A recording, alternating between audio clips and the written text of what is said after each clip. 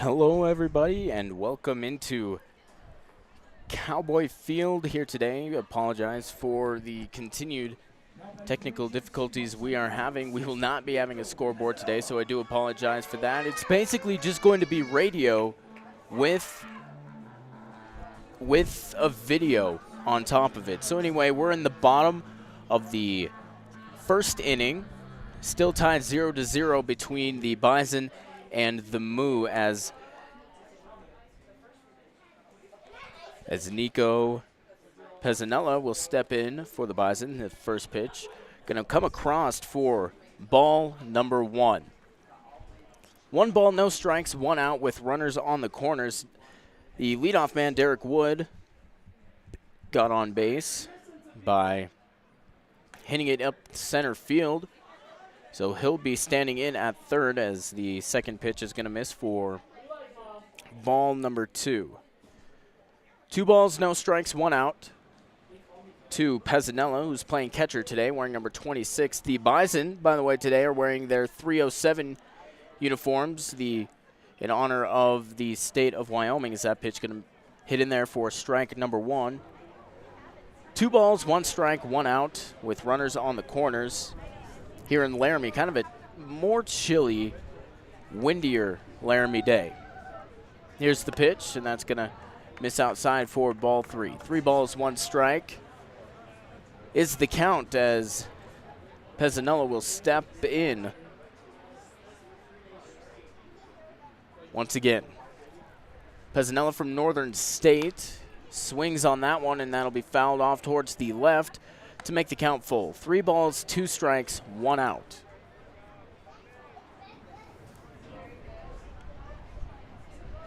As he steps back into the batter's box, I want to say thank you to each and every one of you watching. Currently, again, we apologize for the continued technical difficulties we've been having. That one's going to be hit right to center field. Derek Wood will come across to score the first run of the day. 1-0, the Gem City Bison lead it as Derek Wood will come across to score,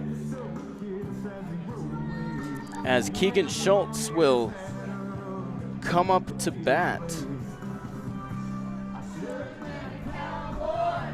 Steps into the box.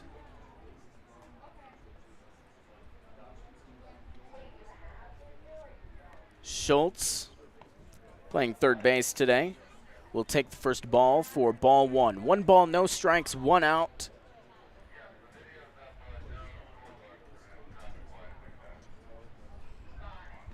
One ball, no strikes with 1 out. That's going to be hit and chopped to third base, picked up over to second and over to first for a double play to end the inning. We will head to the second inning here on the Gem City Bison Digital Network. 1-0, the Bison lead it. We'll be back right after this.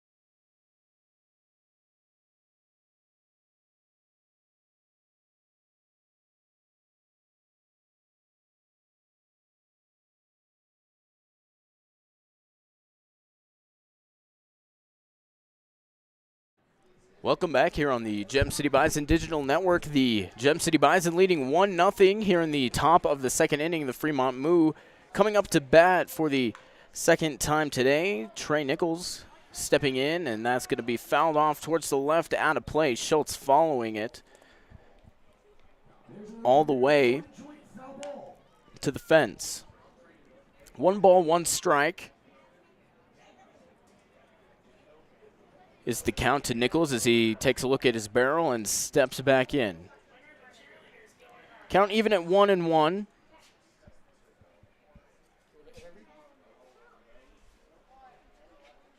Here's the pitch. Eichacker getting his start today for the Bison, once again in their 307 uniforms with the white jersey, blue pinstripes that say 307 WYO all the way down, and blue pants as that one's going to be lined into right center field. The runner's going to come around into second safely. So leadoff double from Nichols, and that'll bring up Higdon, the right fielder, wearing number 39 for the Moo. They're wearing their purple uniforms with the Moo logo on the left upper chest and gray pants with purple and orange trim. He steps in, lefty facing the lefty. Here's the first pitch to this at-bat. That's going to go ahead and hit him. So a leadoff double and a hit by pitch will bring up Samoya. 1-0, the Bison lead it in the top of the second with runners on second and first for the Moo, as Samoya will step in. Eichacker looks back and forth and fouls that off towards the right for strike number 1. Samoya is the left fielder for the Moo, wearing number 26. From Golden West College, a freshman there, hailing from Anaheim, California. He steps in the right-handed batter's box. Eichacker kicks and fires that in. That's going to be chopped to Panton at second. That's going to step on second and get it over to Webb at first for a double play. 2 outs now with a runner at third.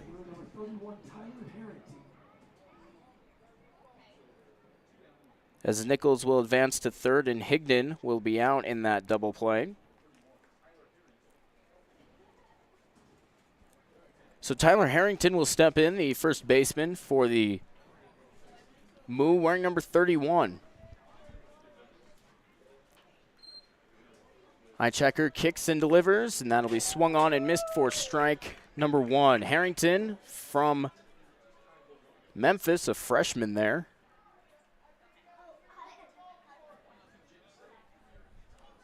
Originally from Lakeland, Tennessee, so staying in state to play his college ball. Here's the 0-1, and that'll miss down low for ball 1. 1 ball, 1 strike, 2 outs with a runner on third. Still no runs pushed across for the Moo in this game so far.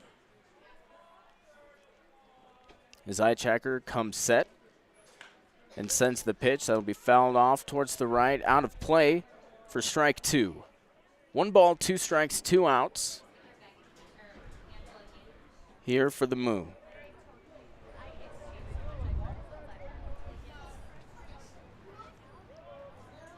Eichacker settles in on the mound. Here's the 1-2. That'll miss down low to even things up once again. 2 balls, 2 strikes, 2 outs with a runner on third for Harrington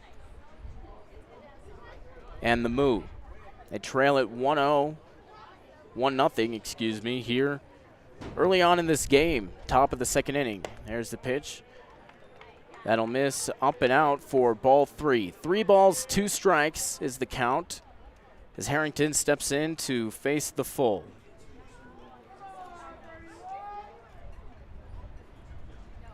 Here's the pitch. That'll be reached out and swung on. Panton making an excellent play, sliding and getting it, and he's going to be safe. Field umpire will call him safe as the ball just couldn't get to Webb over at first base in time. So 1 run comes across to score for the Moo in Nichols. We're tied 1-1 in the top of the second.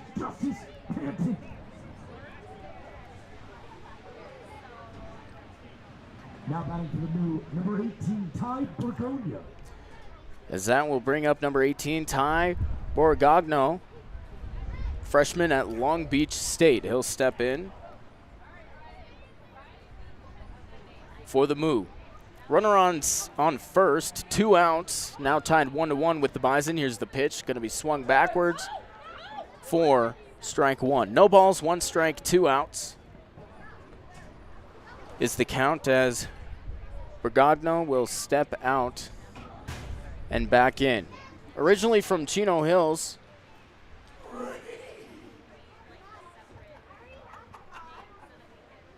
no balls, 1 strike, as that'll be lined straight to Schultz. He'll get the easy out at second over to Panton, and that will end the top of the second inning. We'll head to the bottom here on the Gem City Bison Digital Network.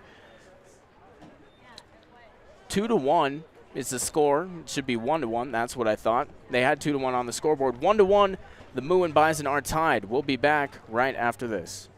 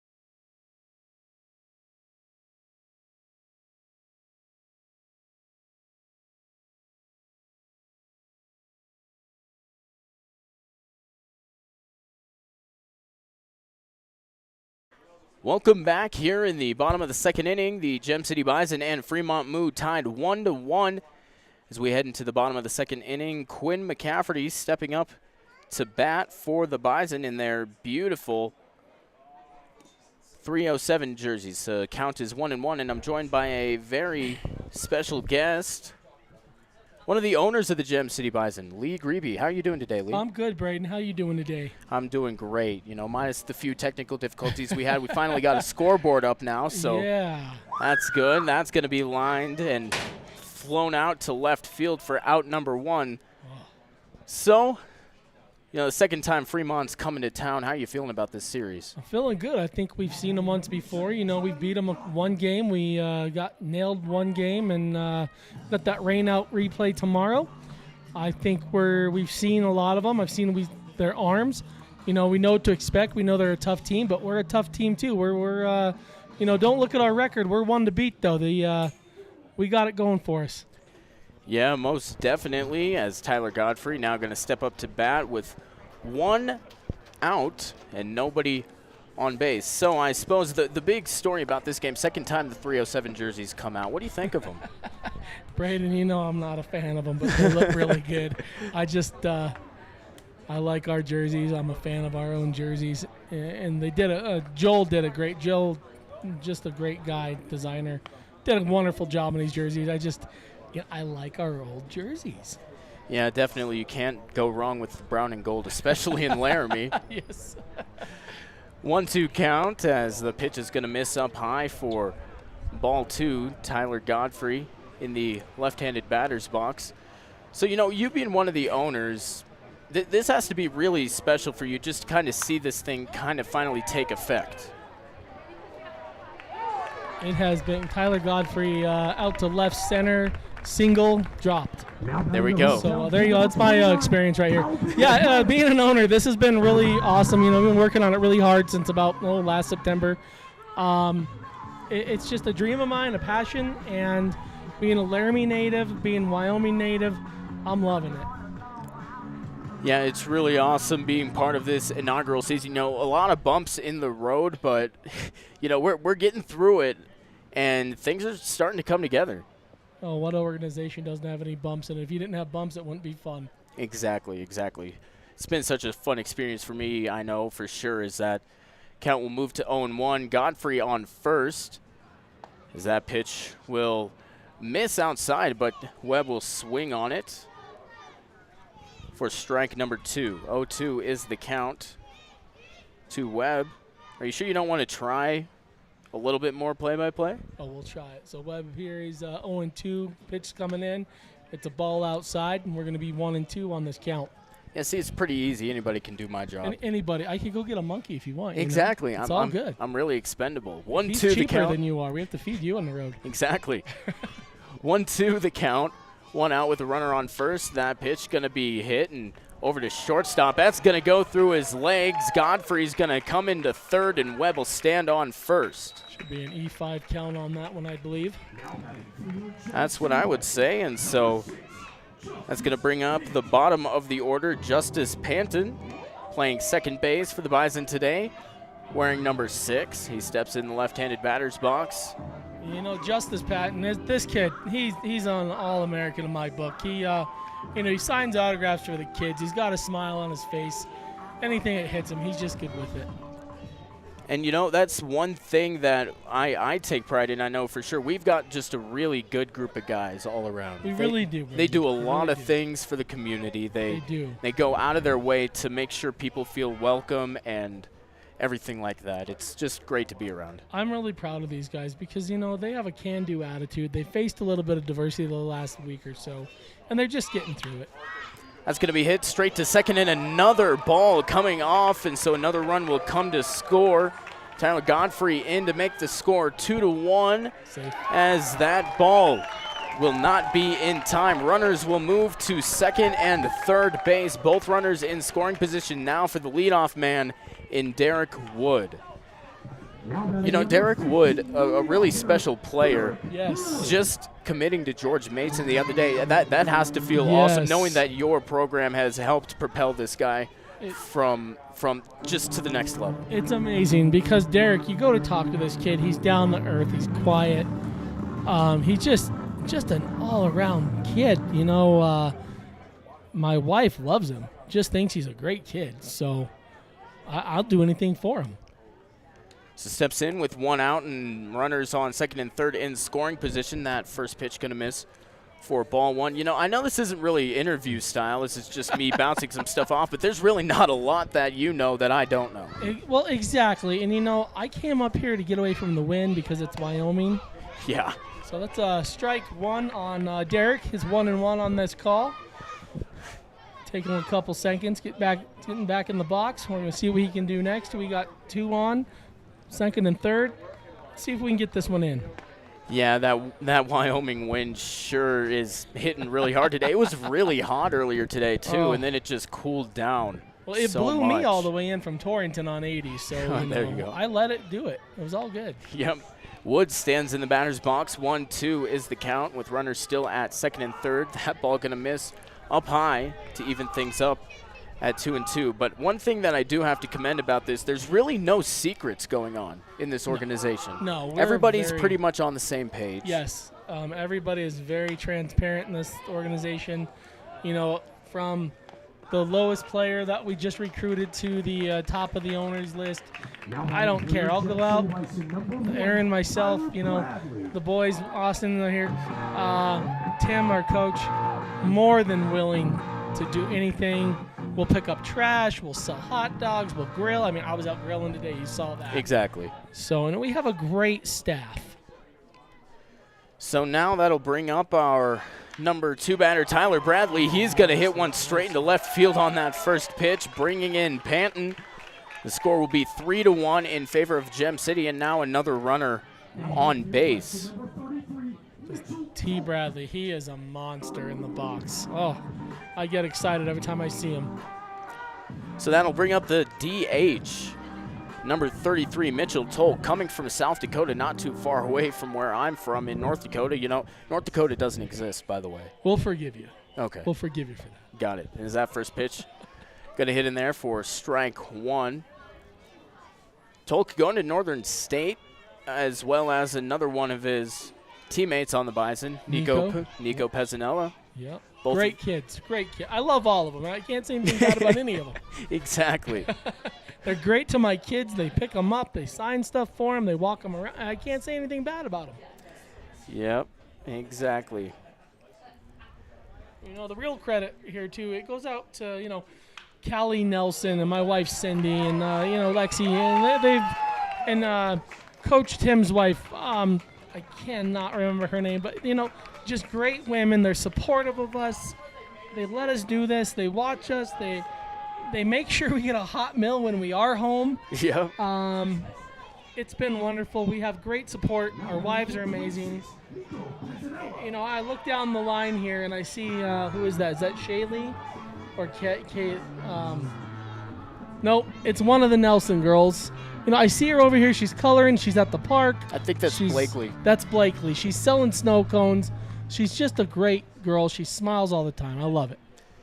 Yeah, just an overall great community here in definitely. Laramie and in the baseball scene too. Not having a Division I baseball team for some time, as that ball is going to be swung on for strike 1 by Pezzanella. It's just awesome to see the fans and the community react and come out to these games. That's gone. That one's going to be flown high and out into right field. That's going to come down for out number 3. So that was a good snag. Yeah, definitely. So we'll head to the the top of the 3rd inning here on the Gem City Bison Digital Network. The Bison lead at 3-1. Cool. We'll be back right after this. Go Bison.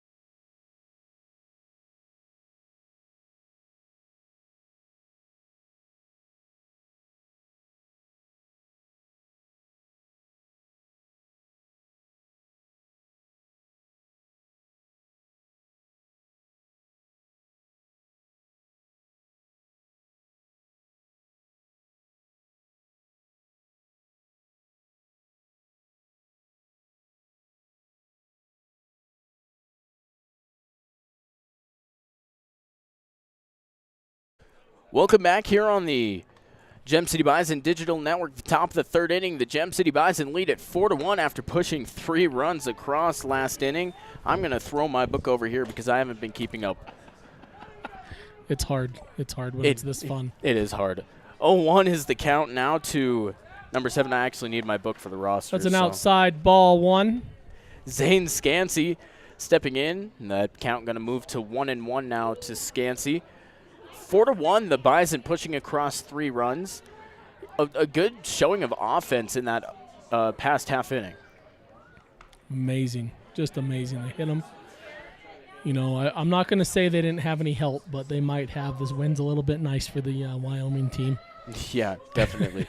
1-2 is the count with Scansey standing in. Eichacker will fire it in there. That's going to be hit into right field for a base hit. So Scansey will be standing on first, and that'll bring up Baskin, number 30, the third baseman.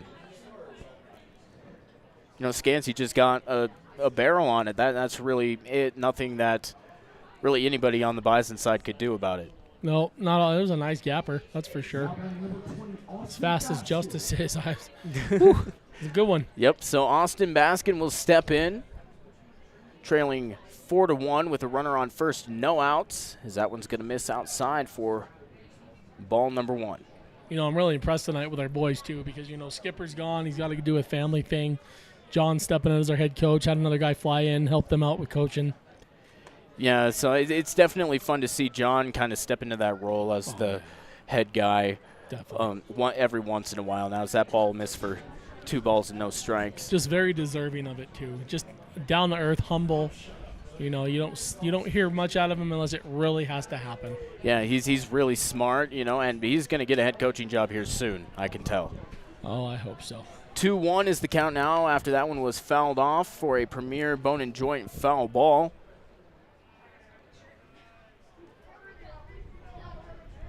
Want to take some time to thank some of our sponsors: A.D. Martin Lumber, Lariat Realty LLC, Aspen Family Chiropractic, Grand Avenue Urgent Care, Laramie GM Auto Center, Drake Jeffries, Premier Bone and Joint Centers, Heartland Embroidery, Arrowhead Candy LLC, and Michael Luby. You know, Braden, you mentioned Drake Jeffries. He is in the audience tonight with the rest of the bench crowd. Yep. And this man is probably going to be moving on to playing pro basketball here soon. You know, I have a little bit of a lame claim to fame. Did you know that Drake Jeffries, for 1 year, played a season at Minot State, where I go to college?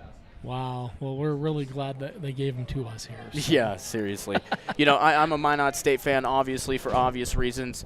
Always been a Pokes fan since I was born. That's what we have in common, is I grew up a little bit in Minot my childhood, so yep.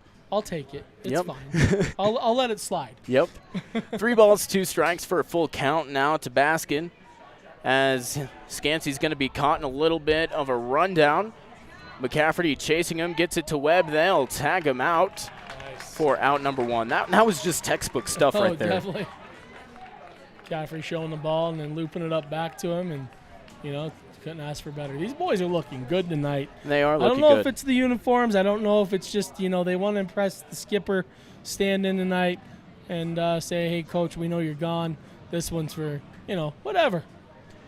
Yep, so 3-2 count still at the plate with nobody to worry about on the base paths now for Eichacker. Standing in on the mound, he kicks and fires. That's going to be swung on, chopped to McCafferty at short, slung over to Webb at first for out number 2. Yeah, good job, Calvin. Nice one. Nice. 2 down, eh? Yep, 2 outs, and that will bring up Dodge, the second baseman. We're starting to look like the original Bison up there in Casper that we had that first series, you know. Yep. So the Bison, so far 7-13 on the year. We're going to change that. We are. We're going to change it. It's not a bad crowd tonight either for the wind and the weather. You know, we have that game tomorrow. So it was outside ball 2-1. Ball 1 strike, 1 ball, 2 outs. I'm not good at this, you know. I'm used to making the hot dogs and handling the crowd and just smiling. So yep. This is fun. This is fun. 1 ball, 1 strike, 2 outs. I'm going to have to hire another monkey to go down to me and do what I do. Yeah, exactly. That one will miss outside for ball 2. 2 balls, 1 strike, 2 outs with nobody on the bases. After Scanty got caught and Baskin got a put out. That's going to be flown out into right field. That's going to be dropped by Bradley. He'll try to get it to second, and the call is... Where's the call, boys? Call is out. That'll be out. Call, nice throw by Bradley, and the Quinn on second for the tag. Yeah, and that'll bring us to the bottom of the 3rd inning. 4-1, the Bison protecting the lead. We'll be back here on the Gem City Bison Digital Network right after this.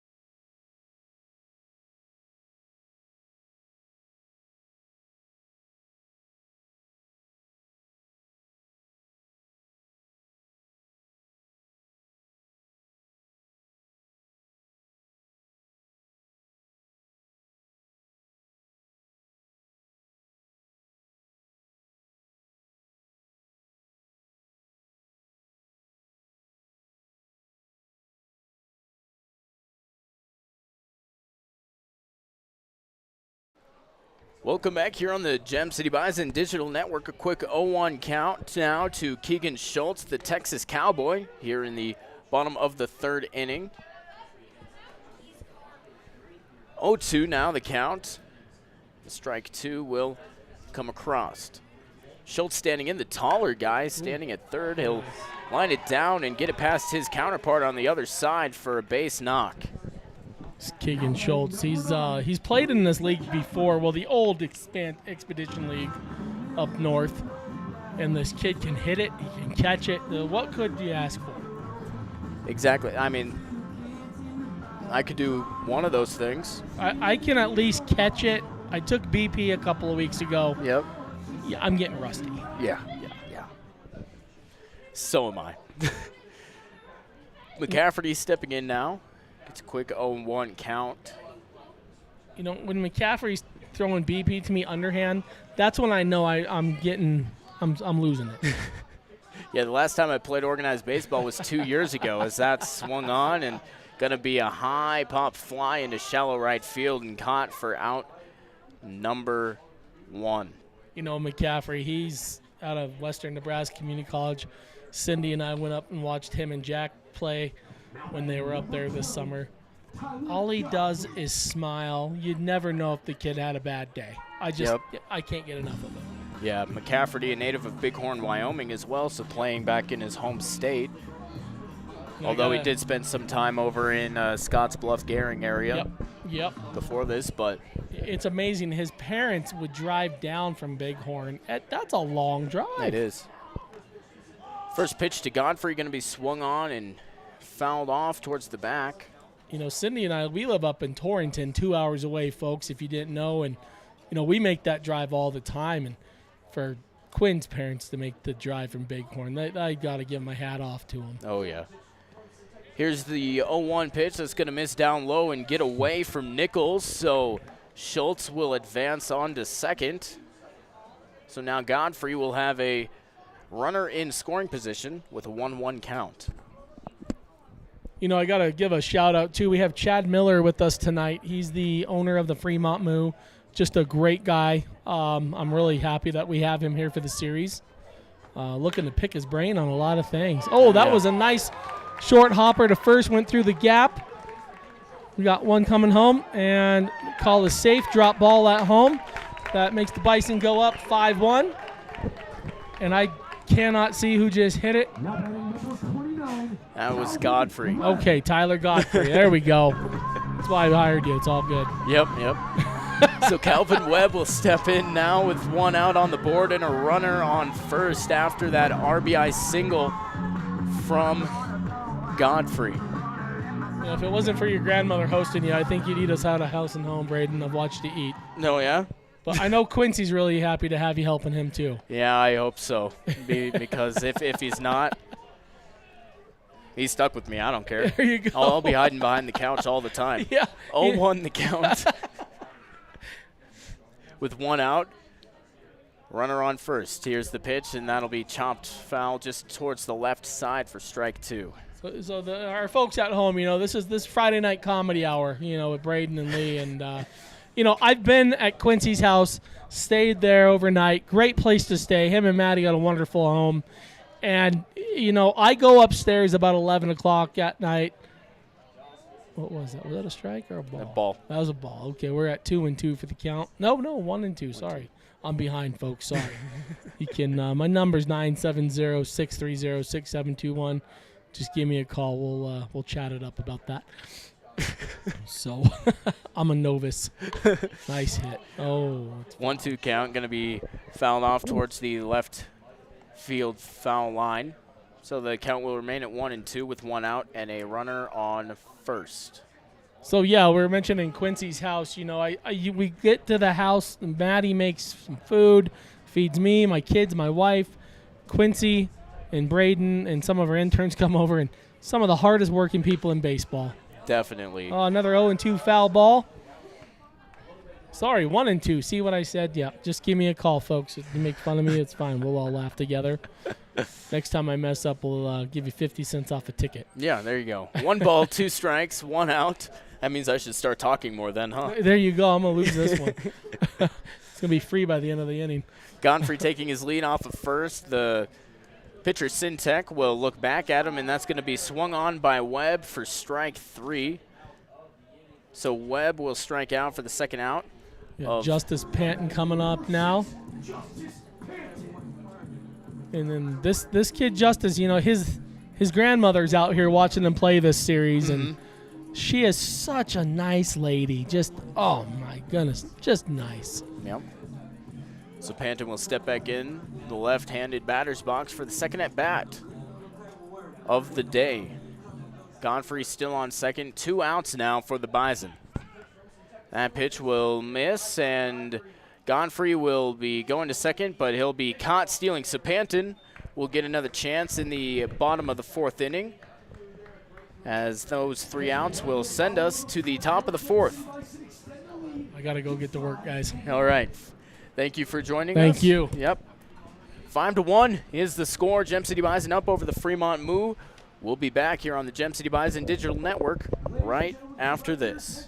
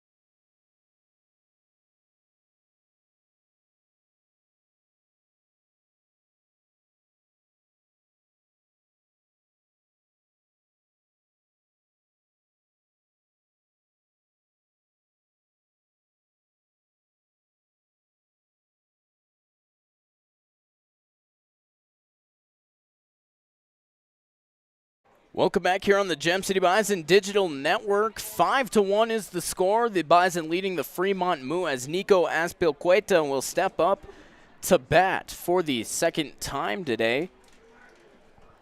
For the Moo, we're here in the top of the fourth inning.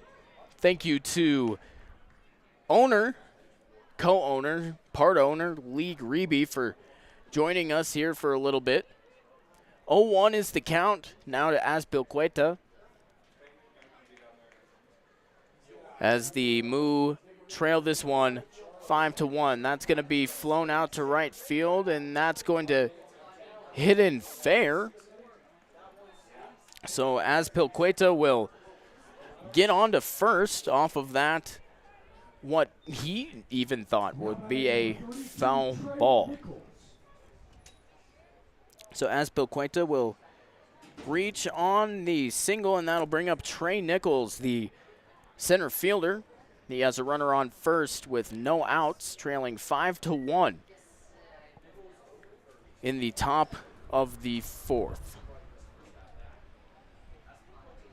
Here's the first pitch from Ichacker, and that's going to be swung on straight to the Bison dugout for strike number 1. No balls, 1 strike is the count for Nichols. Aspilcueta standing on first. Nichols so far this season, 7 for 19 with a .368 batting average. Has 1 home run and 3 RBIs, as that one's going to be fouled backwards for strike 2. No balls and 2 strikes so far today. Nichols is 1 for 1.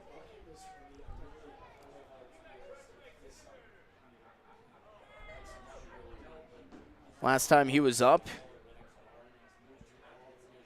he reached second base on a double.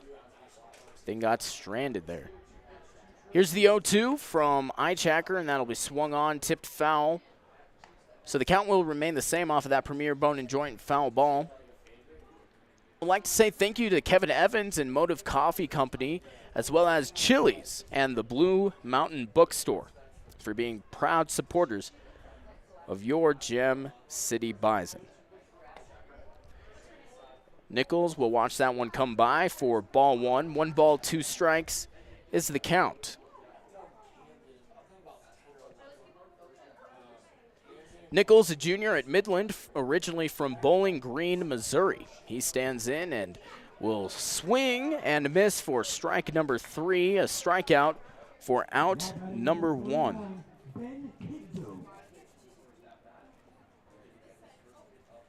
So that is going to put Nichols down. He's now 1 for 2 on the day with the runner still at first in Aspilcueta. So Higdon will step in, the right fielder for the Moo. That'll miss down low and outside for ball 1. However, Aspilcueta will not advance. 1 ball, no strikes, 1 out. Here in the bottom of the fourth.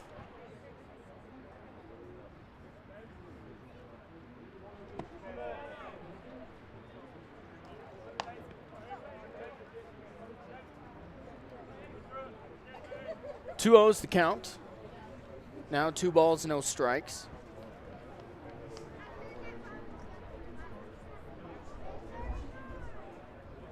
Ichacker comes set, looks at first and fires that in there. That'll barely miss for ball 3. 3-0 count now. With 1 out and a runner at first.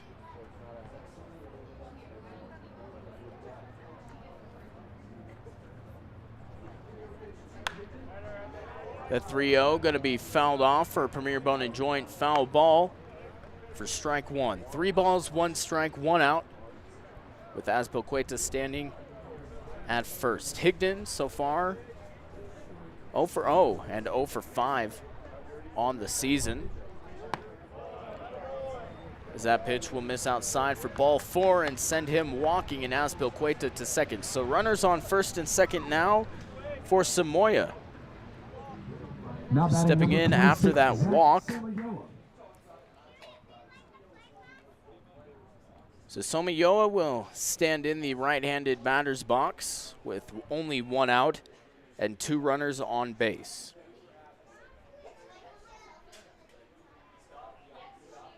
Eichacker looking at second, comes set, kicks and fires it up for ball 1. 1 ball, no strikes. Eichert so far having a pretty decent day. 3.1 innings pitched, 34 strikes, 23 balls, and so far an ERA of 2.70. Samayoa gonna line that one high and deep into left field, and that one will be gone. 3-run home run for Samayoa. And now the Moo are back within 1. 5-4 is the score with 1 out here in the top of the 4th. Samayoa showing off a little bit of power here.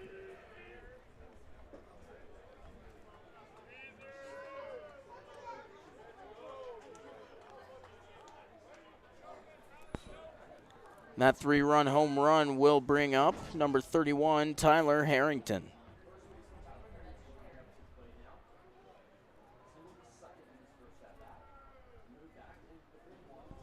So he'll step in, and that ball will miss up high for ball 1. 1 ball, no strikes, 1 out. Eichacker kicks and fires that up and outside for ball 2. So Harrington playing first base today for the Moo. 2 balls, no strikes, 1 out, nobody on base after that 3-run home run, and that's going to be hit and get past Schultz into left field. Harrington will round first, but stop and go back. So he will reach on the single and bring up Bergogno. So a timeout called, and Coach John Grigg will come out to talk to Eichacker and Nico Pezzanella. As Bergogno will stand in. Will stand outside of the box currently. Take a couple swings. As Grigg has a conversation with Eichacker and Pezzanella on the mound. Grigg turns around and walks back.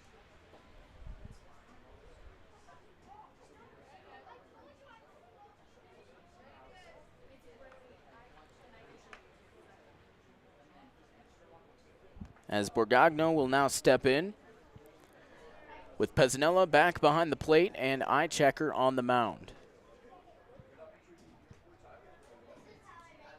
Here's the pitch. Bunt shown, going to be pulled back for ball number 1. 1 ball, no strikes, with only 1 out and a runner on first for the Moo. That pitch going to be swung on and missed for strike 1. 1-1 is the count with 1 ball to Bergogno. Here's the 1-1 for Eichacker, and that's going to hit in there on the inside edge for strike 2. 1 ball, 2 strikes.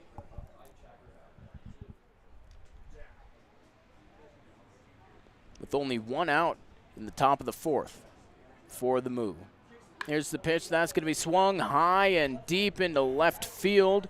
Chasing it is going to be Godfrey, and he can't bring that down. It'll go past the warning track. The 2 runners will advance to second and third. So runners will be in scoring position for the Moo as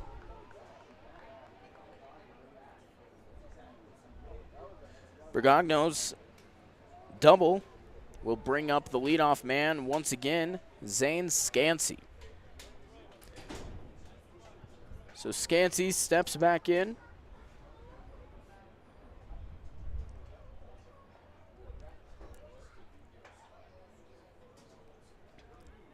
For the 3rd time today. 2 for 2 so far.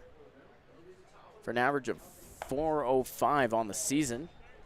That first pitch going to miss for ball number 1. One ball, no strikes, with runners on second and third now with one out in the top of the fourth. Here's the pitch, and that's going to be swung on, fouled off towards the right side to even things up at 1-1 off that Premier Bone and Joint foul ball.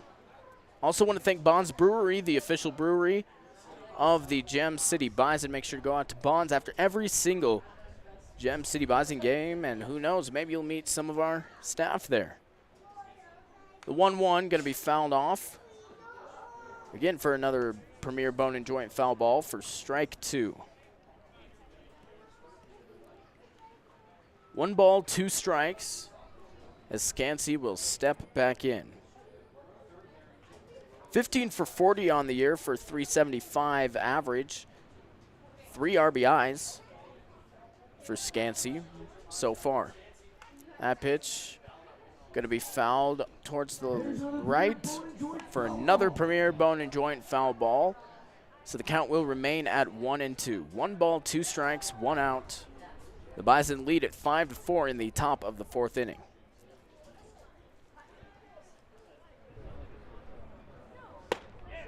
That's going to be swung on and missed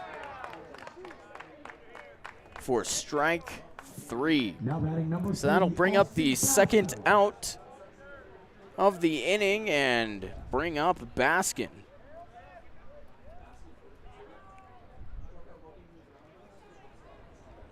So 2 strikeouts so far this inning, and Nichols and Scansey and Baskin will step in.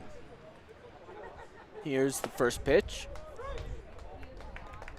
In there for strike number 1. No balls, 1 strike, 2 outs with runners still on second and third. Eyechecker on the mound, coming set at the waist. Looking back to second and now firing home. And that'll miss inside for ball 1. 1 ball, 1 strike is the count to Baskin. Baskin so far today 0 for 2. On the season, a .384 batting average with 5 RBIs. Here's the 1-1, and that'll be swung on, fouled back for Premier Bone and Joint foul ball. 1 ball, 2 strikes. With 2 outs and runners on second and third.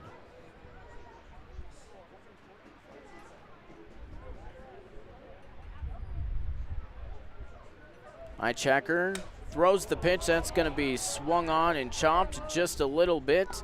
As you could hear, that bat broke, and Baskin will be out on the 1-3 putout. So we will head to the bottom of the fourth. 5-4, the Gem City Bison lead it. We'll be back right after this.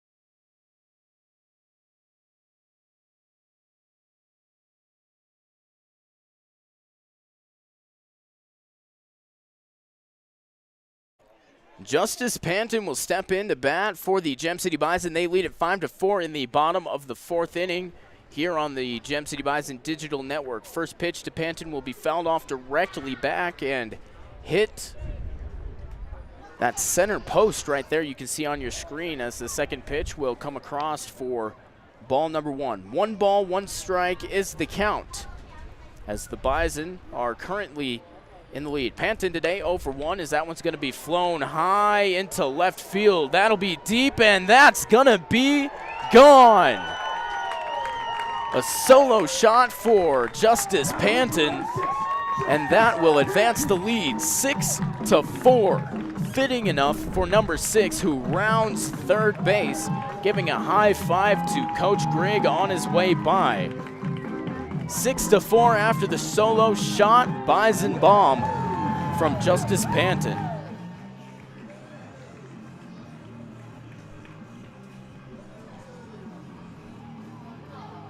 So Panton with his first home run of the year will put the Bison up by 2 runs and bring up the leadoff man, Derek Wood. That first pitch going to be hit right up the middle, so he'll reach on a single. So only about 4 pitches combined, and we already have 1 more run across this inning and a base runner. And Tyler Bradley will step up to bat now for the Bison.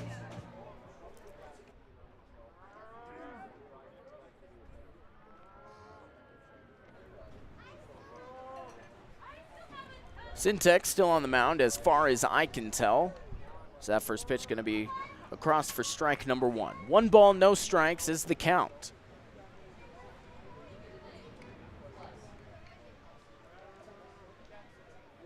Syntex comes set on the mound, with Wood taking his lead off of first. The second pitch gonna miss for ball number 2. 2 balls, no strikes, runner on first with no outs in this bottom of the 4th inning. That pitch gonna be swung on and foul tipped backwards for strike 1 on the premier bone and joint foul ball. I'd like to thank Quality IV Care and H&R Block for supporting the Gem City Bison. Bradley last night was 3 for 5 with 2 runs and a walk. So that one's going to be chopped in fair territory, but will go foul after that. So 2 balls, 2 strikes is the count to even things up, as Wood will stand in at first.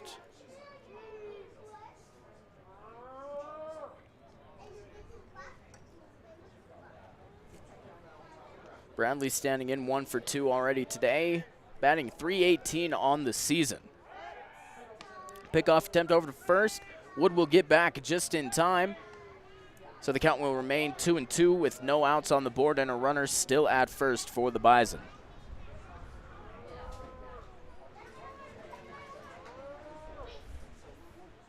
Here's the 2-2, and that's going to bounce before home plate. Wood's going to take that opportunity to swipe a bag.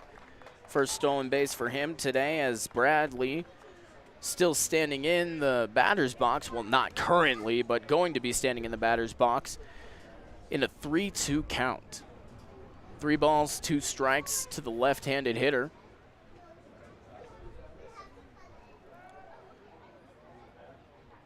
Here's the pitch. That's going to be swung on. That'll get past the third baseman. Wood rounding third, going to make it in easy, as Bradley will stand in at second.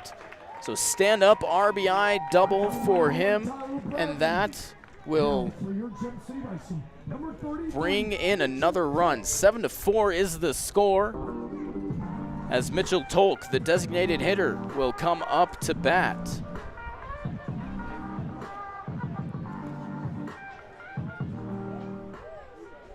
No outs on the board still, as Bradley stands in at second. That first pitch going to come across for strike number 1. No balls, 1 strike is the count, with Tolk in the right-handed batter's box. Syntek going to step off, readjust himself, and step back on, as Bradley will once again take his lead, and Tolk take his stance. Here's the 0-1, and that'll be lined straight into center field. Another run will come across the score, and the throw will be at second, but Tolk will stand in at first. So Bradley will come around to score. No problem. 8-4 is the score. Bison up over the Fremont Moo as Pezzanella steps up to bat.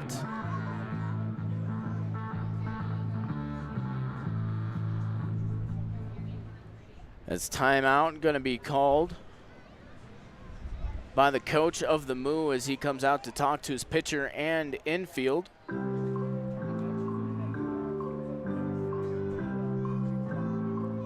So far, it's just a little bit of talking as Mitchell Tolk moves to 3 for 3 on the day so far.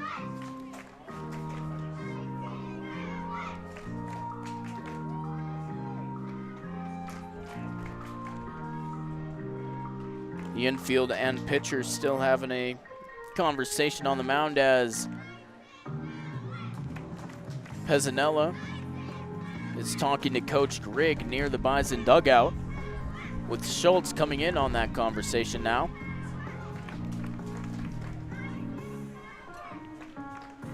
Long conversation by Coach for the Moo, as he will slowly make his way back to the Moo dugout, and Pezzanella will stand in the left-handed box. Tolk at first, as the Bison lead at 8-4. Sintek comes set, fires the pitch in there, and that'll miss for ball 1. 1 ball, no strikes, no outs still in the bottom of the 4th. 8-4, the Bison lead.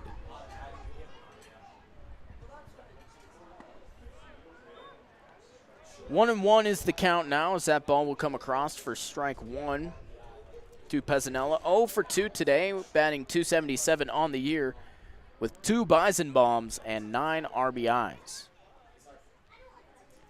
Sintek comes set, fires it in, and that'll miss outside for ball 2. 2 balls and 1 strike to Pezzanella. Last night he went 1 for 2 with 2 runs, an RBI, and 2 walks. Sintek standing on the mound, and that one will miss down and inside for another ball. It's a throw down to first, will not be successful. So Tolk still stands at first. Pezzanella with a 3-1 count.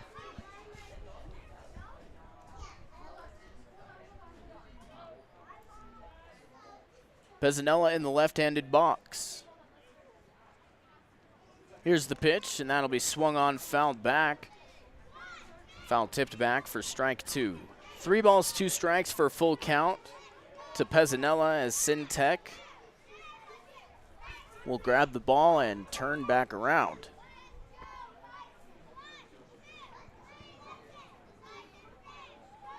Sintek staring into Nichols, getting his signs, comes set. Fires the pitch. That's going to be swung on, chopped, foul on the first base line.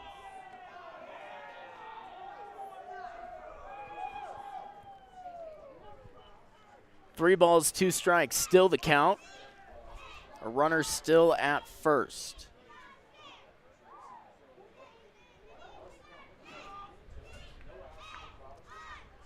No outs here in the bottom of the 4th. The Bison lead at 8-4 with a runner at first for Pezzanella. That pitch going to miss for ball 4. So Tolk will advance, and Pezzanella will reach on base off the walk. So the Texas Cowboy will stand in now. Keegan Schultz, the third baseman.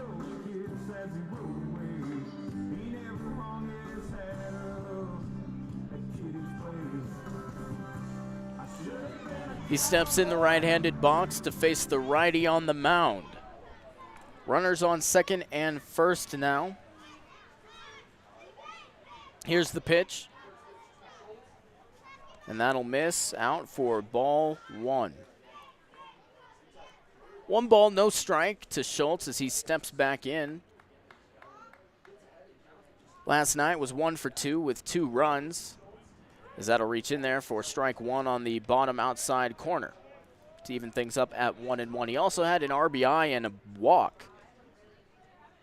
Did the native of the Colony, Texas, from Nicholls State. Here's the 1-1. That'll be swung on and chopped, picked up by shortstop Bergagno and over to Harrington at first for out number 1, but that means that Tolk advances to third. So with 1 out on the board and a runner at third, that's going to bring up Quinn McCafferty.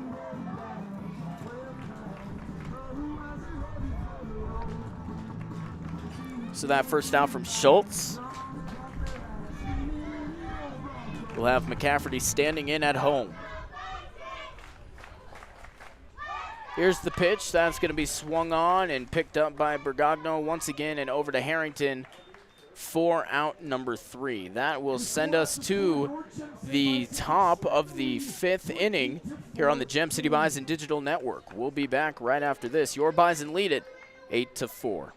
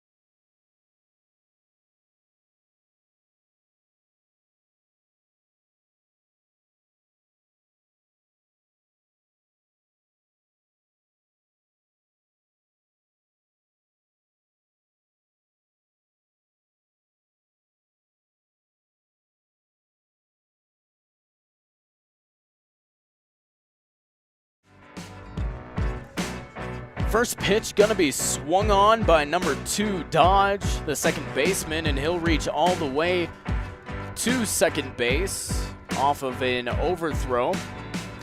Happy to be joined now with another guest, Quincy Cook, assistant GM. Yeah, I mean, it's great to be here. You know, beautiful day, definitely windy, but, you know, love to see it. Yeah, so the game so far, 8-4, the Bison are ahead. How are you feeling? Oh, you know, the dugout's been great. We've been chirping up a little bit, but, you know, we're keeping it respectable out here, obviously. As you should, any ball team, not all of them do, but any ball team should. So as Pilqueta steps in, the first pitch going to be swung on and fouled off towards the left for strike number 1. So how about that homer from Justice Panton, man? You know, Justice has been a great player for us all year, and just to see him get one finally, break through the fences, it's just beautiful to see. It's awesome. You know, he has been struggling a little bit, not to say that he's been a terrible player, but it's just nice to see him get that one, as that one's going to be hit right back up to Eichacker and brought up by Wood in center field The run's going to come across to score from second, so that RBI single from Azpilicueta will make the score 8-5, still in favor of the Bison. So Azpilicueta standing in at first, and Trey Nichols at home, playing catcher today. The last time he was up, he struck out. Eye checker on the mound. What do you think of his hair? Honestly, his hair is just amazing. It's beautiful. This man, I don't even know how he's seeing right now. It's just so awesome to be able to see a man with flow be able to throw the ball like that. Yeah, beautiful. And eye checker so far having a pretty good game. 4 innings pitched. You know, I have his stats up right here. 49 of his pitches have been strikes compared to 28 being balls. You know, it's crazy because I talked to his pitching coach, John Grigg. He's just tremendous on the mound. It is awesome to see him just do so great in this game. Yeah, and he only in his second appearance for the Bison this season after getting here a little bit late because of conference tournaments and the World Series. Yeah, I mean, to think that this man just came right out of college ball for this year and just is doing it all over again, basically. It's awesome to see him just thrive in this environment. 1 ball, 1 strike. So that one's going to be swung on for strike 2. So that'll put the count at 1-2 with Azpilicueta still standing on first. So as you said before, kind of a beautiful night. You know, it was really hot earlier today, and then it just all of a sudden something came on. And I know it's Wyoming. Stuff's going to change like every 5 seconds, but... Yeah, I mean, it's going to change, but at least it's a warm wind. You know, we got some great fans out here. It's always awesome to see the Bison fans come out to support. And, you know, just beautiful weather. It's really carrying the ball. Maybe that's why Justice made a nice homer, but it's been awesome to see. That one's going to be flown out long and high. Well, not really long, more of a mid one. But that just kind of rolls off the tongue out to right field. Going to be caught for out number 1 of the inning. How about that right fielder, Tyler Bradley, this year? Just crazy athleticism, especially at bat. Just amazing to see. You know, since he's got here, he's made a real change in this Bison team on the field and off the field as well. Oh, his locker room chemistry is profound and just amazing to see how he's doing with all the guys and really making a change to an already great team. And you say that, you know, an already great team. This team has been really just amazing people all around and just fun to be around. Oh, definitely. I mean, like, everywhere from ownership all the way down to our, you know, third string catcher. We are doing amazing here with our community and our family, just really making it a family atmosphere. Yeah, and as you said, you mentioned community. A lot of these players, a little bit of a tradition that's been going on a little bit. Every time a bat gets broken, some player will come and sign it and give it to more often than not a kid in the audience. And, you know, all of our broken bats always end up with a kid, and just it's amazing that we are able to do that. Thank you, Harmony, for being such an amazing group to work with. And, I mean, the bats are just amazing. Yeah. I mean, it's easy to work with a company when the owner owns both the team and the company, but still, they're an amazing company doing a lot of great things throughout the world even. Throughout the world. I mean, they have camps going on all the way through Honduras and beyond. They're just amazing, and so happy to be a part of just already an amazing group. 1-2 is the count. Now to Higdon, the right fielder, standing in the batter's box as that ball miss upstairs for ball 2 to even things up at 2-2. Runner at second now is Azpilicueta, advanced off of some sort of something to do with the catcher. I have a bad memory. It was a wild pitch, and, you know, like, you're going to have 1 or 2 of those a game, but especially around this league, we're really working hard. So that one's going to come across for an RBI single to narrow the lead once again for the Bison. 8-6 is the score. as Azpilicueta will come in to score that run. And Higdon hitting that single. So that will bring up the left fielder, Samayoya. I know I'm butchering that name. I know it for a fact. It's just how bad is it? That one's going to be lined into left center field, picked up by Wood. A long throw to McCafferty, the cutoff man, turns around, and the runners will be both in scoring position at second and third for the Moo. Samoya at second and Higdon at third off of that double, and that'll bring up Harrington, the first baseman. You know, I asked Lee this earlier as well, you know, you obviously being the equipment manager as well for this team. What do you think of the uniform you got on? Oh, you know, it's beautiful. I mean, I love sporting anything that has to be Wyoming. I mean, being born here, just, you know, it's just an amazing flag, amazing jerseys. I mean, heck, we go down to the detail with our apparel, with our jerseys and everything, just to make sure that we are really supporting everyone. I mean, like, even having just a number of people in the state of Wyoming, the population is amazing to have it just right on the jersey there as well. Yeah, and it's amazing. And from an aesthetic standpoint as well, you can't go wrong with red, white, and blue. Oh, never. America, you know. It's the way to go. Exactly. And let me just tell you, if you see anybody wearing red socks, it was worth it. I'm just letting you know. We went to about 8 stores today to try to find those in the red belts that they're wearing. So that one's going to be flown deep into center field. Wood can't get it. That's going to go over the fence for a ground rule double. As at least one run will come in.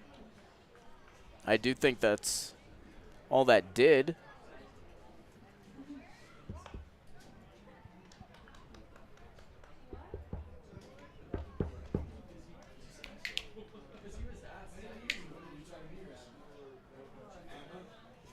So the score will be 8-8.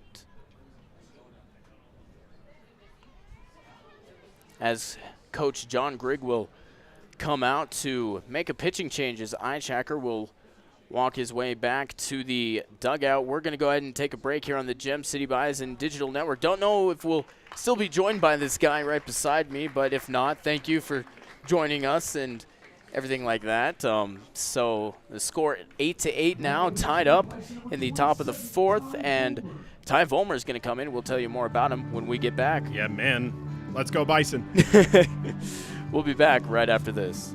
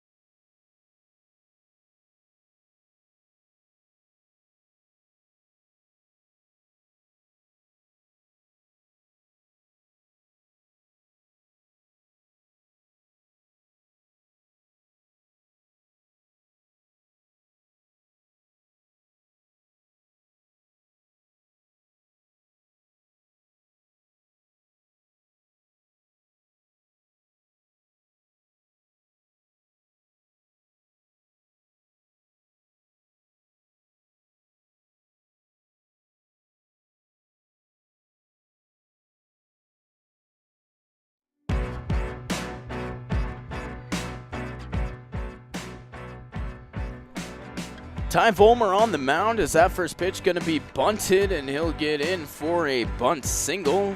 Regagno. And that will advance Harrington to third base. So that'll bring us back to the top of the order. Zane Scansey, the center fielder. Ty Volmer, the new pitcher for the Bison from Casper, Wyoming. 4.50 ERA on the year, 20 innings pitched, and 21 strikeouts. So definitely a great arm to have for this Bison team. Final line for Ichacker, 4.1 innings pitched, 12 hits, 8 runs, 7 of them earned, 1 walk, and 3 strikeouts on 26 batters faced, as Scansey will advance to first off of the hit by pitch. So that'll bring up Baskin, the third baseman, wearing number 30 for the Moo. Top of the fourth, an RBI ground rule double tied us up with 1 out here in the top of the fourth for the Moo.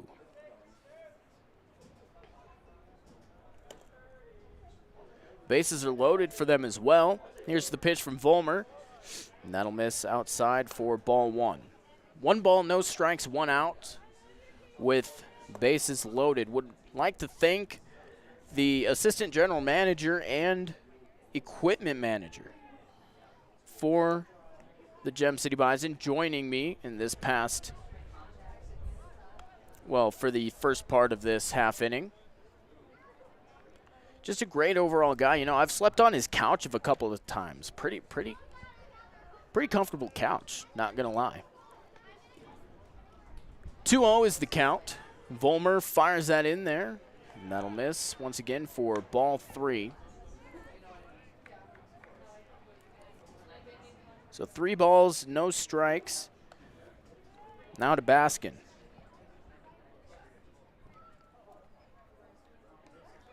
Here's the pitch, and that'll be in there for strike number 1. 3-1 is the count now. 3 balls, 1 strike, 1 out with the bases loaded.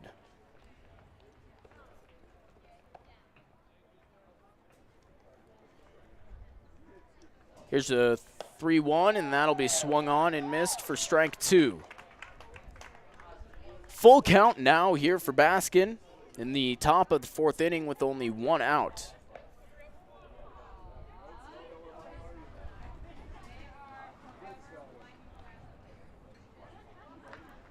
Here's the 3-2. That's going to be swung on and fouled back for a Premier Bone and Joint foul ball. Premier Bone and Joint getting a lot of mentions lately.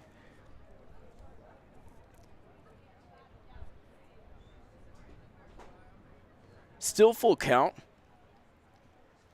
And still to Baskin.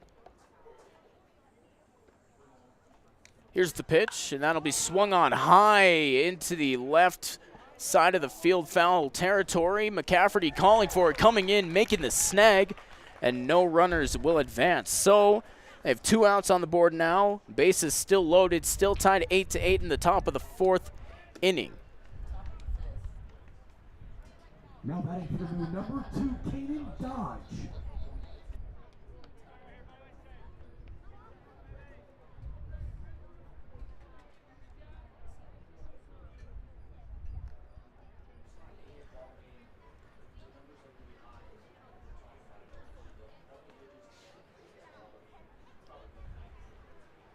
Eight to 8. As that pitch will come across for strike 1. Volmer starting to kind of find his groove here in this game. 0-1 is the count. Base is still loaded. Here's the pitch, and that'll miss up high to make things even at 1-1.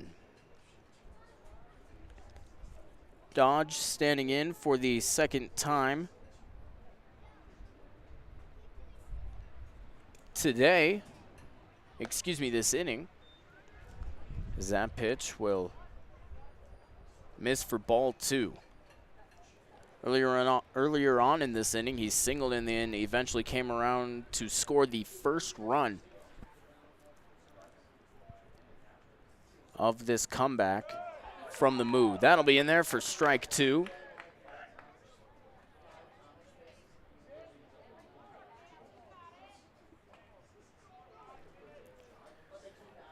.372 average on the year with a homer and 8 RBIs. As Vollmer deals that in there, another premier bone and joint foul ball. Foul ball. Will be fouled off towards the left to even things up at 2-2. 2 balls, 2 strikes. With 2 outs and runners on each of the bags. Here's the pitch, and that'll miss up high to move the count to full. 3-2 is the count in the top of the 5th inning. He steps in, 3 balls, 2 strikes with 2 outs. Vollmer on the mound. Comes set, kicks and fires it in there. That's going to be lined out to left field. Godfrey chasing it. He won't be able to get to it in time. 1 run will come across the score. Another one to score and make that 3. So I do believe the score will now be Now batting for the new 11-8 off of that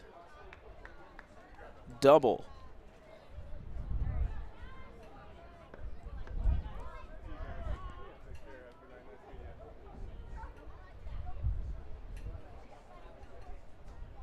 So Scansey, Harrington, and Bergagno will all come around to score. That pitch going to be ball one, excuse me. 1 ball, no strikes, 2 outs. The runner just standing in at second off of that base is clearing double. Here's the pitch, and that'll miss up high. Hit up high on the top edge of the strike zone for strike 1. 1-1 is the count.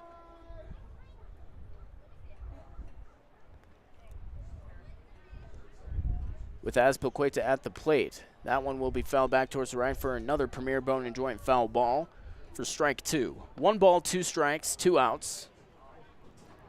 With Dodge standing in at second.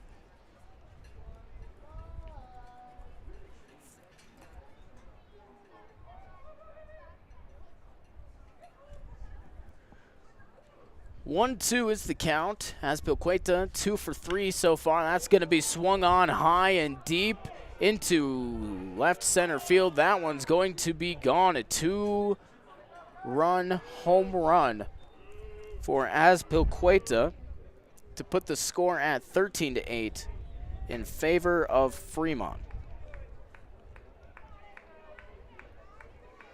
So both Dodge and Azpilicueta will come in off the second homer for the Mood today and the second and the third homer overall in the game. And that'll bring up the catcher, Trey Nichols. Just a reminder, tomorrow we will be starting a bit earlier as we will finish the remainder of the suspended game versus these Fremont Moo earlier on this season. Make sure to stay tuned to our socials for the start time, the official start times for that. 1 ball, no strike is the count as Vollmer will step back on the mound and Nichols back in the box.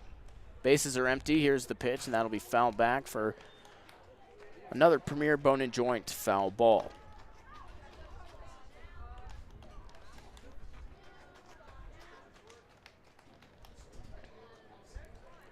One ball, 1 strike, 2 outs.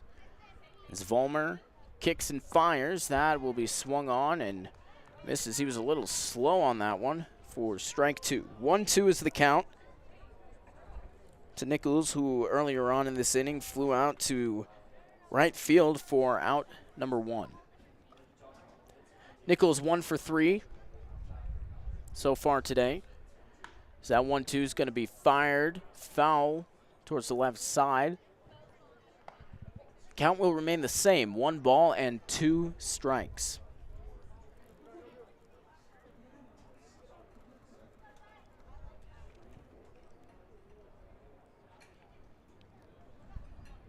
Here's the 1-2, and that will be swung on and missed for strike 3, and the third out of the inning off of a strikeout. So Nichols getting his second strikeout of the day, and Vollmer getting his first. We will head to the bottom of the 5th inning here on the Gem City Bison Digital Network. Gem City 8, Fremont 13. We'll be back right after this.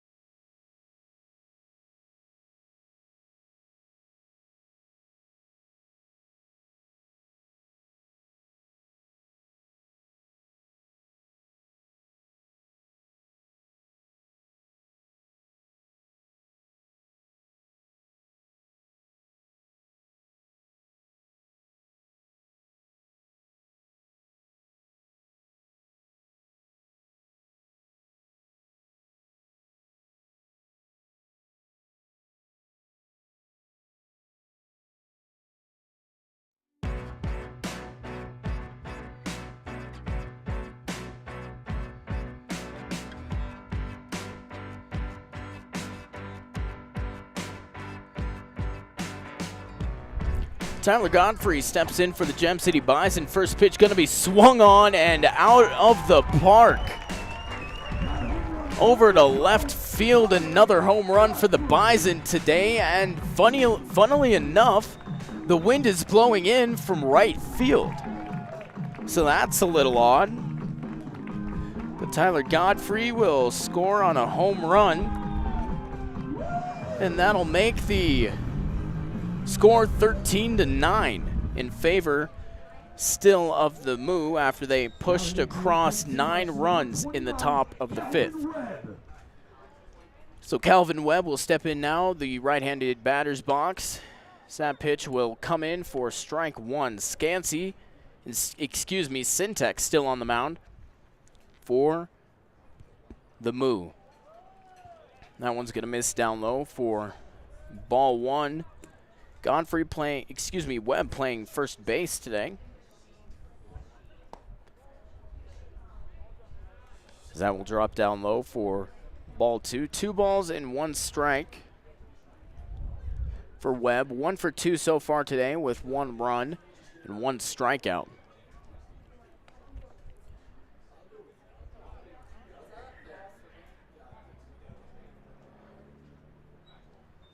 Three balls, 1 strike is the count, and that one will be fouled backwards for a Premier Bone and Joint foul ball to make it full count. Want to thank Smith Beverages, Les Schwab Tires, Blodorn Lumber Company, and Ivinson Memorial Hospital. Here's the 3-2. That's going to be swung on into right field foul territory. Going to be chased by a new coach today. Do believe he is visiting from where Coach Grigg coaches as well, the head coach there, from Cleveland Community College. Go Yetis. 3-2 still the count. That one's going to miss down low for ball 4, and that will send him walking. So that'll bring up Justice Panton, the second baseman. Last time he was up, he sent a Bison bomb out of the park. 13-9 is the score in the bottom of the 5th. Runner on first. And a fresh count for Panton. Here's the pitch, bunt shown, pulled back. That ball's going to go past, and Webb will advance on the wild pitch.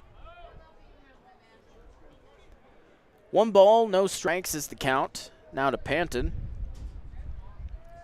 So far today, 1 for 2 with 2 runs and 1 RBI. As you can hear the wind starting to pick up a little bit there.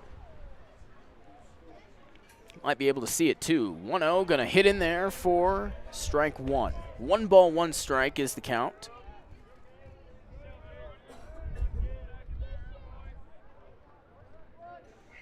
So things will be even at 1-1. That one will be swung on and chopped foul for a premier bone and joint foul ball. 1-2 is the count, as Cooper Hack will go ahead and grab that.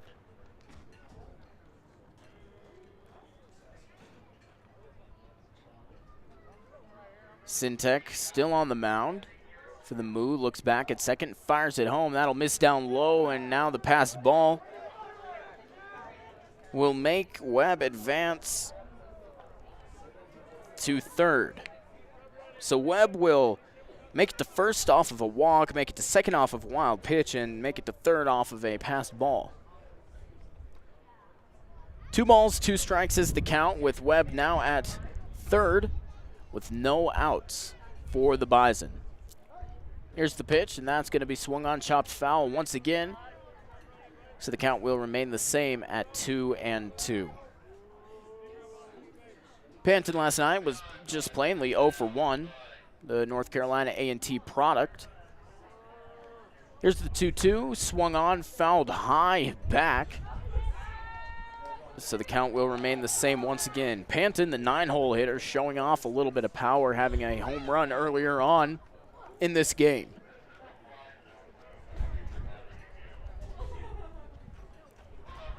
Two balls, 2 strikes. Here's the pitch, and that's gonna miss down low to make things full once again.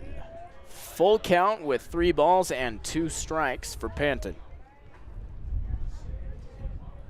Here's the pitch, and that'll be in there for strike 3. Panton will strike out looking for out number 1, and Webb will still be at first base. So that'll bring up Derek Wood, the center fielder.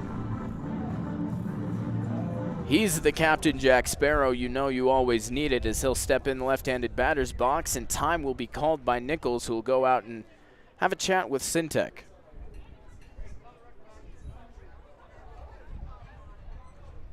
Umpire will look over to the Bison dugout and see if he can get any extra balls to put in his little pouch.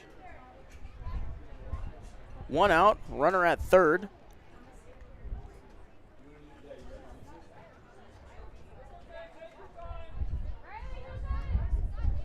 As now Nichols will turn around and go back behind the plate.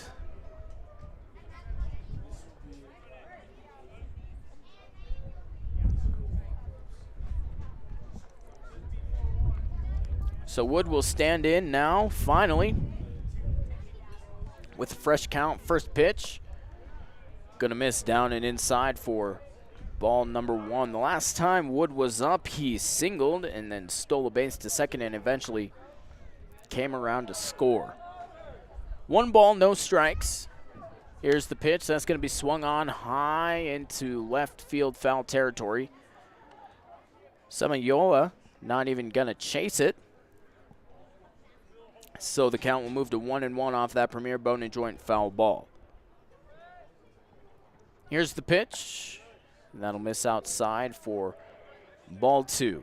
2 balls, 1 strike is the count to Wood, who today so far 2 for 3 with 2 runs and an RBI. Here's the pitch. That's going to be chopped, and the third baseman Baskin laying out for it. The throw just barely going to be before him to Harrington for out number 2, although that grounder will bring in Calvin Webb. So another run will score for the Bison. 13-10 is the score.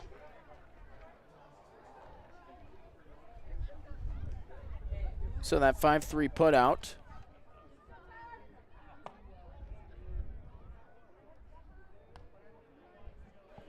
One oh is the count now after that first pitch misses for ball one. The second pitch will be in there for strike one to even things up at 1-1. 1 ball, 1 strike, 2 outs.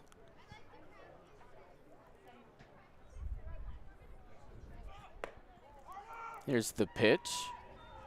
And that'll miss up high for ball 2 to Bradley. The last time he was up, he doubled and eventually came around to score. The 2-1. He's going to miss once again for ball 3. 3 balls, 1 strike, 2 outs. Bradley so far today 2 for 3 with 1 run. Here's the pitch. That'll be swung on and fouled off towards the left for another Premier Bone and Joint foul ball. Once again, thank you for watching us on the Gem City Bison Digital Network. Here's the full count pitch, and that was swung on and fouled towards the left to stay alive for Bradley. Also, thank you to Bond's Brewery for being a huge supporter of the Gem City Bison. Make sure you head over there after every Gem City Bison game. Bond's Brewery, the official brewery of the Gem City Bison. And that'll be chopped foul towards the right side. So the count will remain the same. 3 balls and 2 strikes.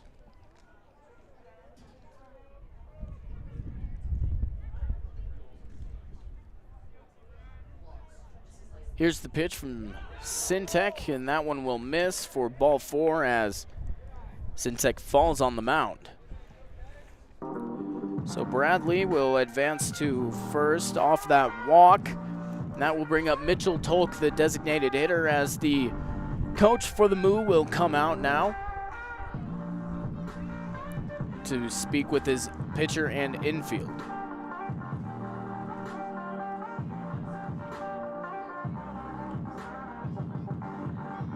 Steps up onto the mound, has a talk with him, as Tolk will do with his teammate, Pezzanella.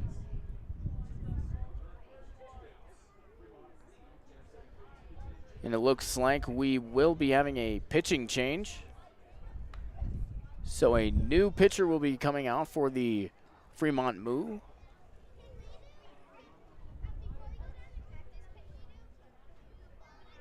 And we'll tell you more about him when we get back. We'll take a break here on the Gem City Bison Network. 13-10 is the score. We'll be back right after this.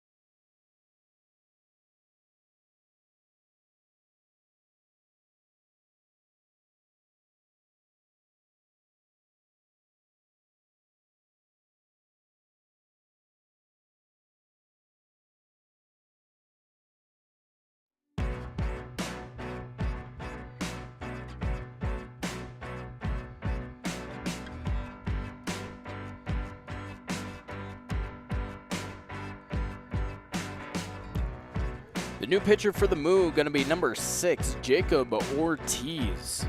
He stands on the mound with a runner at first. And a 13-10 lead over the Bison in the bottom of the 5th inning. That pitch going to miss down low for ball 1. And we'll have Bradley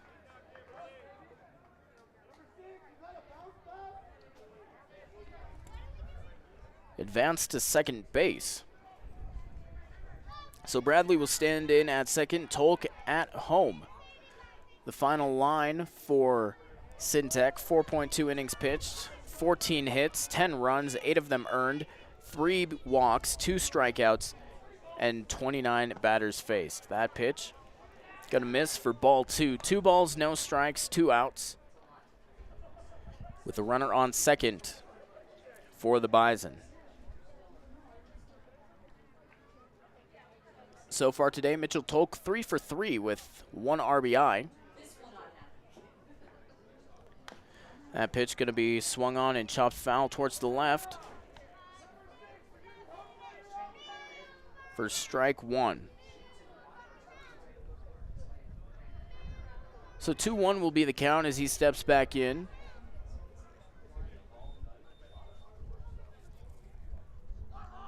Ortiz on the mound. Will come set at the waist. Looks back at second. Here's the pitch, and that'll miss for ball 3. 3 balls, 1 strike.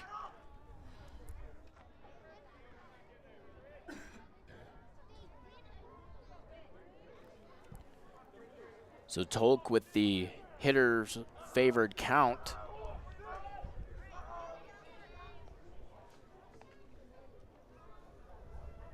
Here's the 3-1. And that'll miss down low for ball 4, sending Tolk walking. Bradley will stay at second, but Tolk will stand at first, and that will bring up Nico Pezzanella for the Bison. He steps in with 2 outs and 2 runners on first and second. 13-10, the Bison lead it as he steps out the box and takes a practice swing, looks at his barrel, and steps in.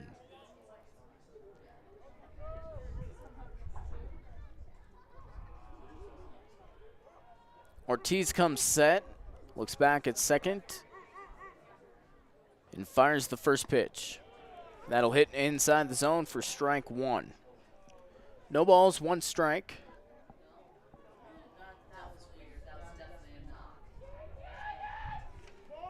No balls, 1 strike to Pezzanella, who so far today 1 for 2 with 1 walk. That walk happened the last time he was up. Here's the 0-1, as that'll miss for ball 1, and the throw down to second will not be in time.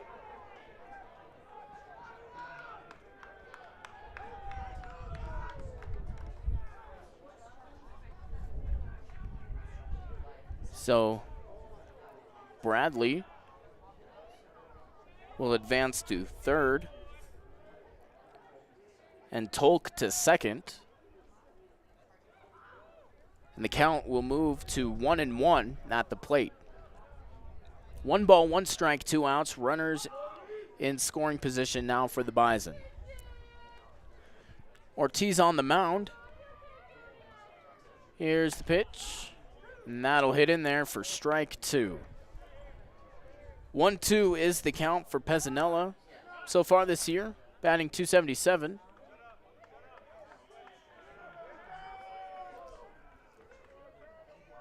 The home plate umpire looks over to the Bison dugout and tells him to chill it out a bit.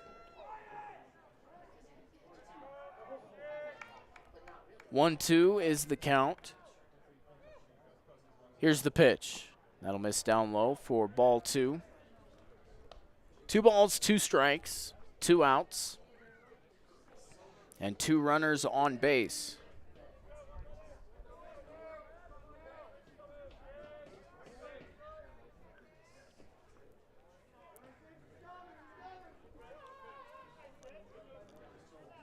Here's the 2-2 from Ortiz.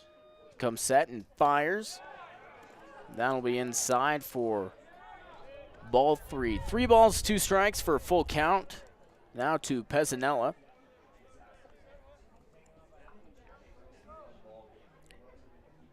Who last time he was up walked on 4 balls. Here's the pitch, and that'll miss for ball 4. So Pezzanella will go to first, and that will bring up Keegan Schultz, third baseman. 2 outs, bases loaded for Schultz now. 13-10 is the score in the bottom of the 5th. As you may be able to see a little bit of the sun peeking out over the back wall of Cowboy Field, showing on some of the sponsor signs out there. Here's the first pitch. That'll be in there for strike 1. No balls, 1 strike to Schultz. Last time he was up, he grounded out to shortstop for the first out of the 4th inning.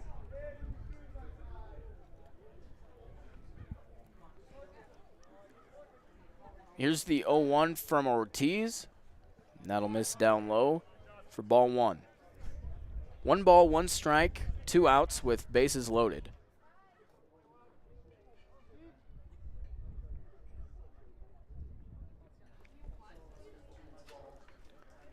Schultz standing in the box. Ortiz settles in and comes set. Here's the pitch. And that'll be swung on, lined straight to Dodge at second base, and that will be the 3rd out of the inning. 3 runners get stranded by the Bison.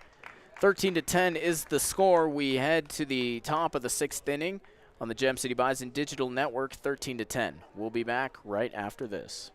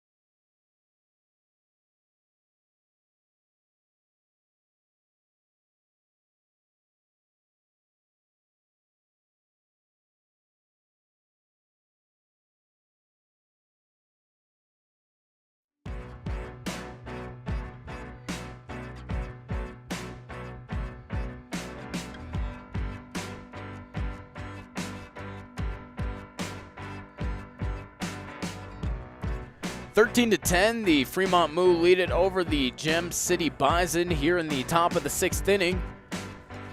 We head into it with Higdon stepping in, the right fielder. Ty Volmer still on the mound as far as I can tell. Yep, and button going to be shown, and that'll be in there for strike number 1. No balls, 1 strike. Now to Higdon, playing right field. The last time he was up, he singled, then eventually came around to score.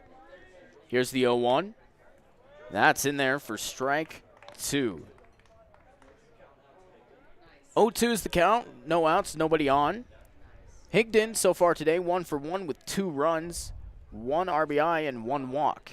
And that pitch will miss just outside for ball one. 1 ball, 2 strikes from the Casper native on the mound for your Gem City Bison. Wyoming's team, as they're wearing the 307 jerseys tonight. It's going to miss high and outside for ball 2. 2 balls, 2 strikes. The count now even. There's the pitch, and that's going to be swung on and missed for strike 3. So Higdon will strike out for the first out of the inning. And will bring up Samayoya.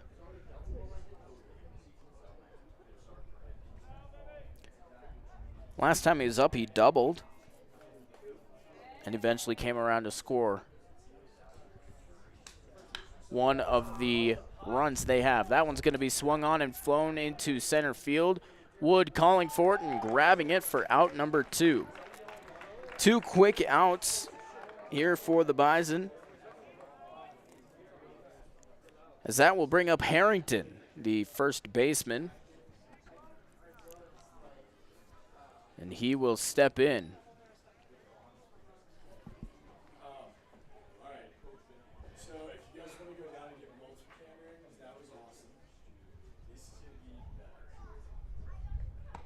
First pitch is going to miss for ball 1.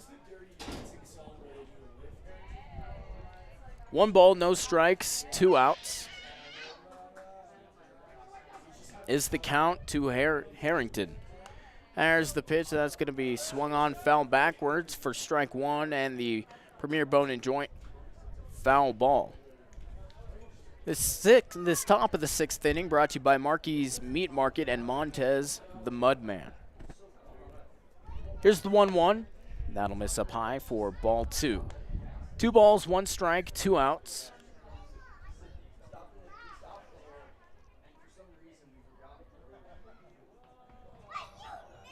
To Harrington. Harrington with 2 outs, nobody on base, as that's going to be fouled back once again, this time for strike 2. 2 balls, 2 strikes. Vollmer comes set, fires it in, and that's going to be fouled back. And Harrington will stay alive. 2-2 is the count.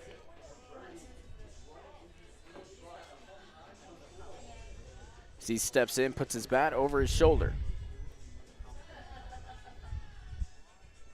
Here's the pitch from Vollmer. And that'll miss up high for ball 3. 3 balls, 2 strikes for a full count. Now to Harrington.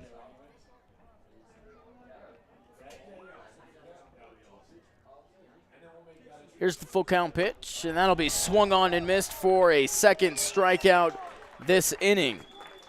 Harrington will strike out, Higdon will strike out, and Samayola will fly out to center. We head to the bottom of the 6th inning on the Gem City Bison Digital Network. 13-10, Fremont still leads it. We'll be back right after this.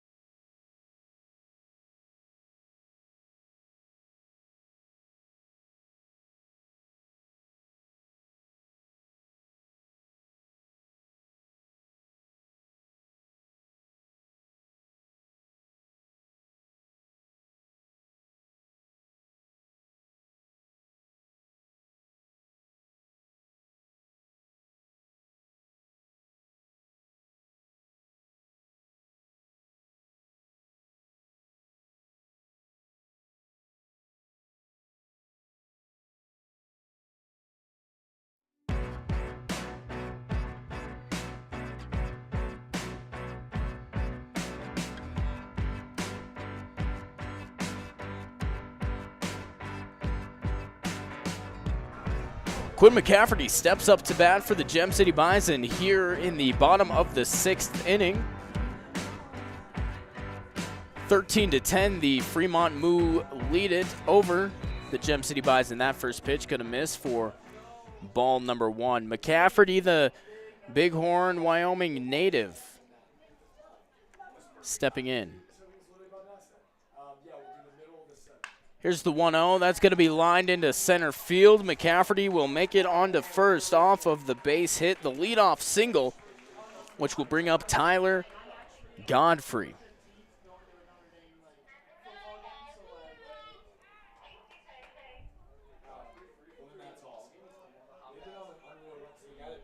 So Tyler Godfrey will step in. Jacob Ortiz still on the mound for the Moo after coming in relief for Syntec.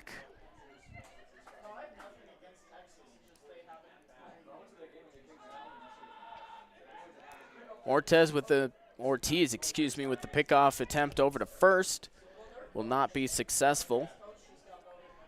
So Godfrey will stand in. Here's the pitch. That'll be swung on and missed for strike 1. No balls and 1 strike. As Godfrey will step back in. Ortiz looks back at first. Now comes set. And fires it in. That'll hit for strike 2. No balls, 2 strike, as that will land in the zone. So far today, Godfrey 3 for 3, 2 runs and 1 RBI. Here's the pitch, and that's going to miss down and out for ball 1.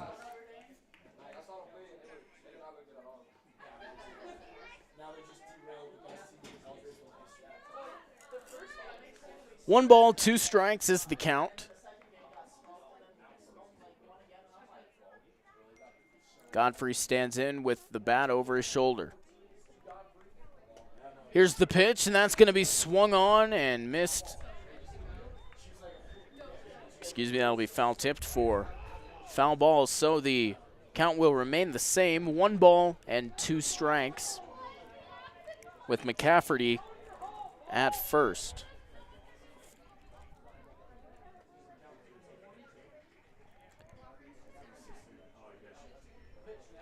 Here's the 1-2 as that's going to be pickoff attempt over to first.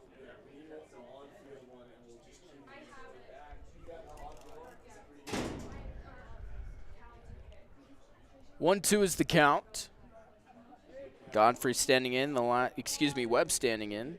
No, Godfrey standing in the last time he was up. He homered. As that pitch will be in for ball 2. That ball going to be thrown down to second, then go past the first baseman. McCafferty with great awareness to get up and advance on the wild throw. So the Bison will have runner on second with 2 balls and 2 strikes being the count.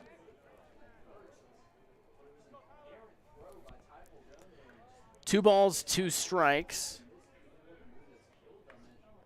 Bergogna with the errant throw to allow McCafferty to advance.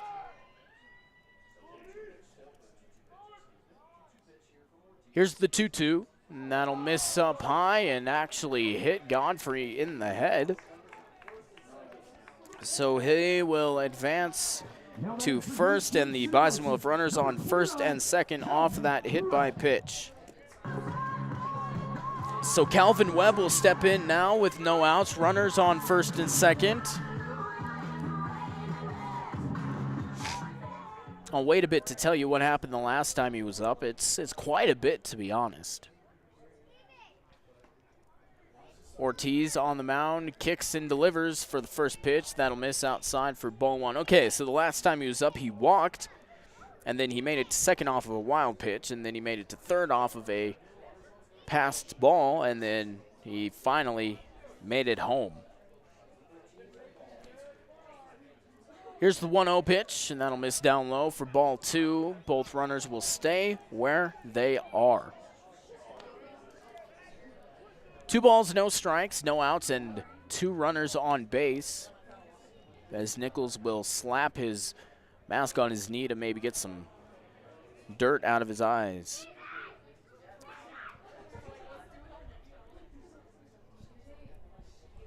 Two balls, no strikes. Ortiz comes set, looks back at second, looks back at second again. Pickoff attempt to second, that's gonna go ahead and go into center field. McCafferty gonna stop at third, but will advance 90 feet, as does Godfrey. So Godfrey standing in at second, McCafferty at third, and Calvin Webb still at the plate with 2 balls and no strikes off of that bad throw from Ortiz. So Webb stepping in once again, bat over his shoulder, and Ortiz on the mound. Takes a deep breath, comes set. Here's the pitch. That's going to be swung on high and long into center field. Scansey will grab it and throw it to third base. The cutoff man will grab it, allowing the ball to not get there. If the cutoff man would have let it get there, it would have gotten there in time. But nevertheless, 13-11 is the score now, as Justice Panton will step up to bat with a runner on third off that sacrifice fly out to center for the first out. 1 out with a runner on third for Panton. The last time he was up, he struck out for the first out in the 5th inning. Fresh count. As that pitch will miss down low for ball 1. 1 ball, no strikes, 1 out with a runner on third for Panton. Had a homer earlier today. Here's the pitch, and that's going to hit on the under edge of the strike zone for strike 1.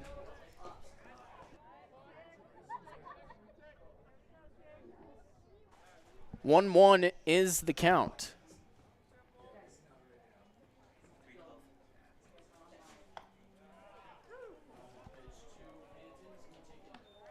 As that pitch will be strike 2. 1 ball, 2 strikes with 1 out. Final score reported from the College World Series. Notre Dame beats Texas 7-3. That pitch going to be upstairs for ball 2. 2-2 is the count. The runner still at third.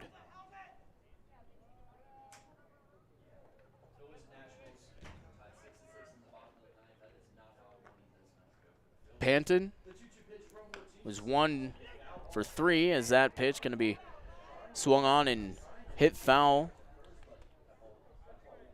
towards the left side. So the count will remain the same, 2 for 2. Panton 1 for 3 today with 2 runs and an RBI with the strikeout.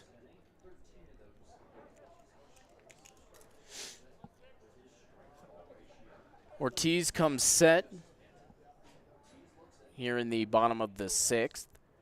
Here's the pitch, and that's going to miss down low for ball 3.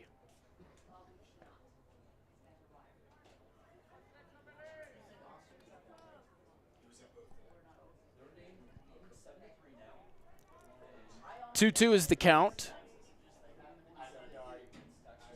1 out. As that'll be chopped foul towards the right side, a Premier Bone and joint foul ball. This bottom of the 6th inning brought to you by Liggett Transport and Crane and Gardner's Pest Control.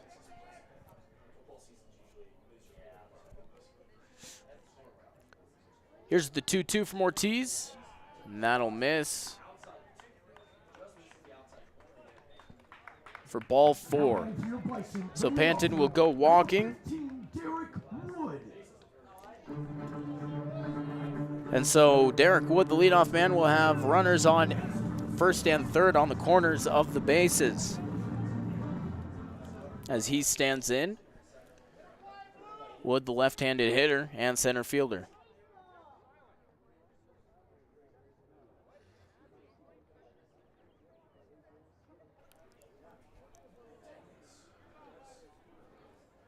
Ortiz taking his hat off and wiping some things as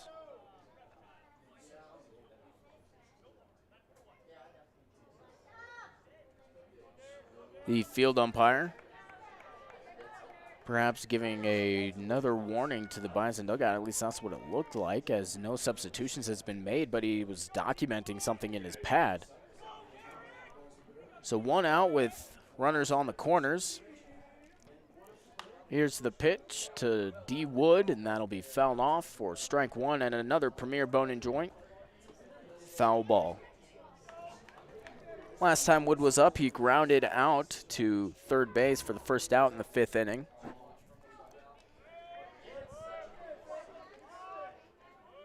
Here's the 0-1, and that'll hit on the outside edge for strike 2. No balls, 2 strikes, 1 out. As that'll hit on the outside edge. Wood steps in, 2 for 4 today, 2 runs, 2 RBIs for D. Wood. Recent commit to George Mason. Here's the pitch. Panton's gonna go. The throw will once again make it into center field. This time from the hand of Nichols. And the lead is down to 1 now. As McCafferty will come in to score. Godfrey will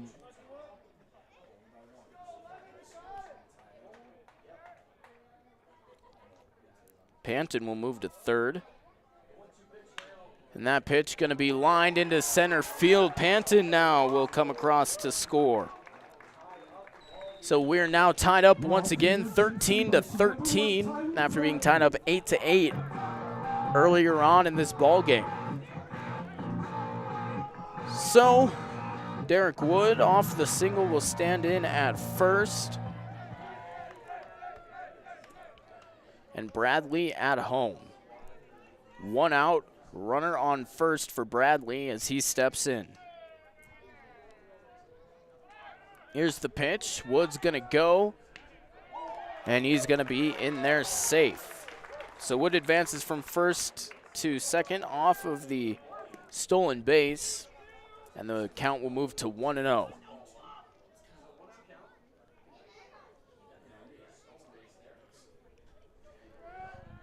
One ball, no strikes, 1 out. As Bradley stands in with a 1-0 count, and that one's going to be fouled back for a Premier Bone and Joint foul ball. 1-1 is this count. 13-13 is the score. Here in the bottom of the 6th inning. Ortiz steps on the mound, peers in to get his signs from Nichols, and comes set. Here's the pitch, and that's going to be swung on and missed for strike 2. 1-2 is the count to Bradley, who today 2 for 3 with a run and a walk.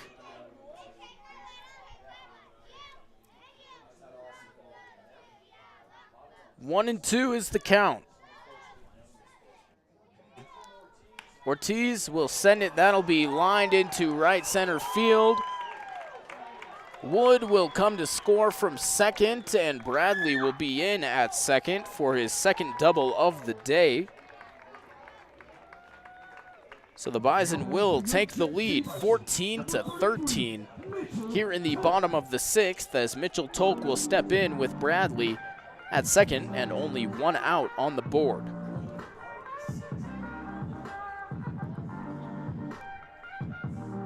Excellent rally from the Bison to tie this thing up and then take the lead as we enter the latter part of this game. Here's the pitch. That's in there for strike 1. No balls, 1 strike, 1 out to Tolk. Last time he was up, he walked and then got stranded at second. The time before that, he singled and then got stranded at second. 0-1 is the pitch, and that'll miss down low. A wild pitch will come through and have Bradley advancing to third base. 1 ball, 1 strike, 1 out. One's all across the board with a runner at third now for the Bison.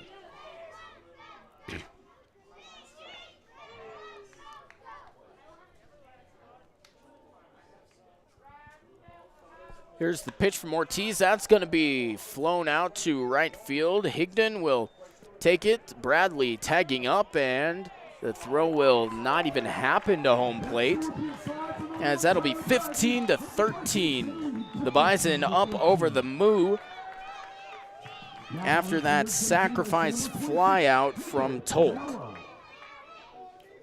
So that'll bring up Nico Pezzanella, the catcher, with nobody on base and 2 outs on the board, although 5 runs have been pushed across in this inning alone. So he can't be too upset about this situation, can he? 15-13, high-scoring ball game here in the Independence League and in Laramie, Wyoming at Cowboy Field on the beautiful campus of the University of Wyoming. That ball's going to miss down in the dirt for ball 1. 1 ball, no strikes. 2 outs to Pezzanella. The last 2 times he was up, he got walked and then got stranded at first base both times. Here's the pitch. That'll be swung on to Dodge at second, picked up and given to Harrington at first, and that will be out number 3. So that 4-3 put out for the 3rd out will bring us to the 7th inning, as the score is 15-13. The Bison take the lead once again over the Moo. We'll be back right after this.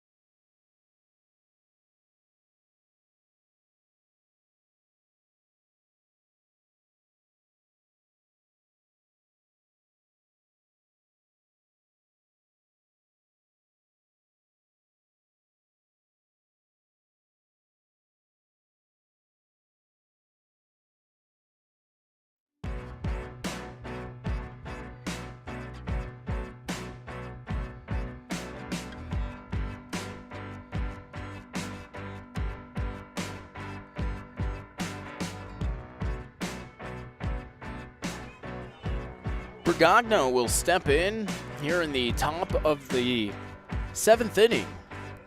Current score 15-13. The Gem City Bison lead it over the Fremont Moo. A 1-1 count to Bergagno, as that one's going to be flown out to left field. Bradley jumping up and grabbing it.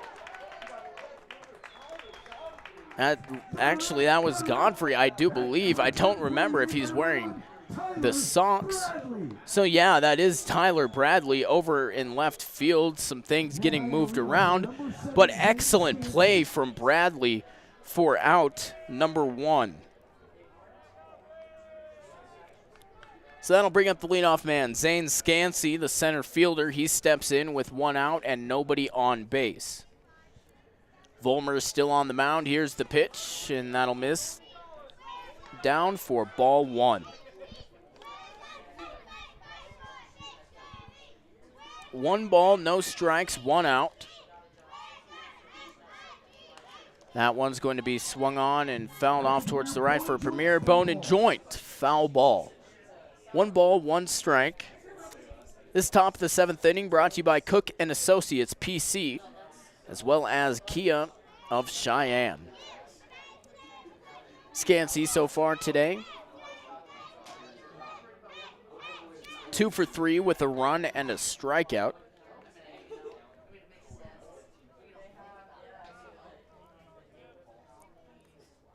One ball, 1 strike is the count. Here's the pitch. That's going to go ahead and hit him. He's in a lot of pain, hunched over as it looked like it hit him in the side. So Scansey will move to first base off that hit by pitch. Hopefully he's all right.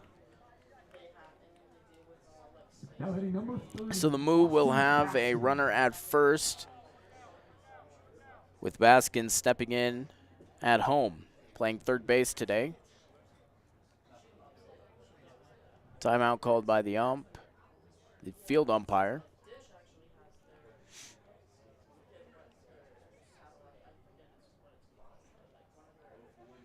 As it looks like everything will be all right, and so we will resume play.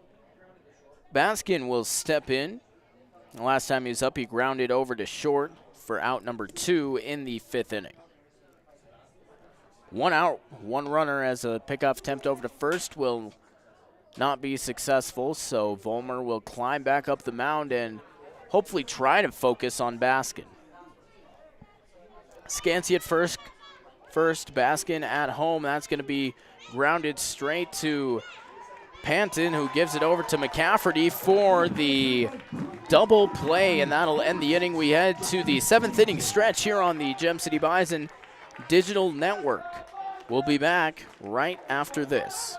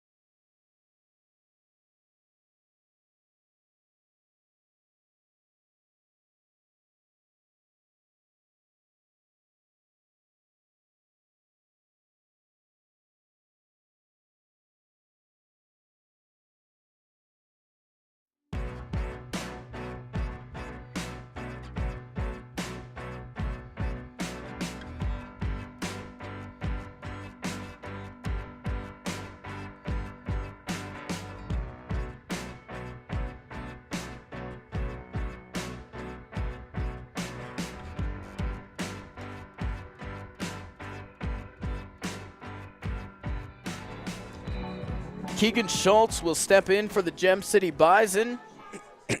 Here in the bottom of the 7th inning, the Bison lead at 15-13, hoping to advance that lead. Is that first pitch going to miss for ball number 1? Schultz, the last time he was up, he lined it straight to second base for the 3rd out in the bottom of the 5th.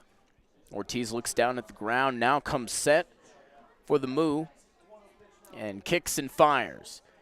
That'll also miss for ball 2. 2 balls, no strikes, and obviously nobody on and nobody out for the Bison, as Schultz is the leadoff man.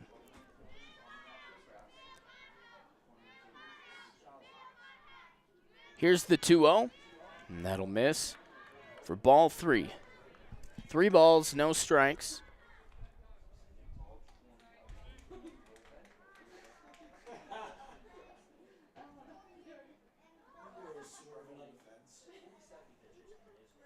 Here's the 3-0, and that'll hit right in there for strike 1. 3 balls, 1 strike.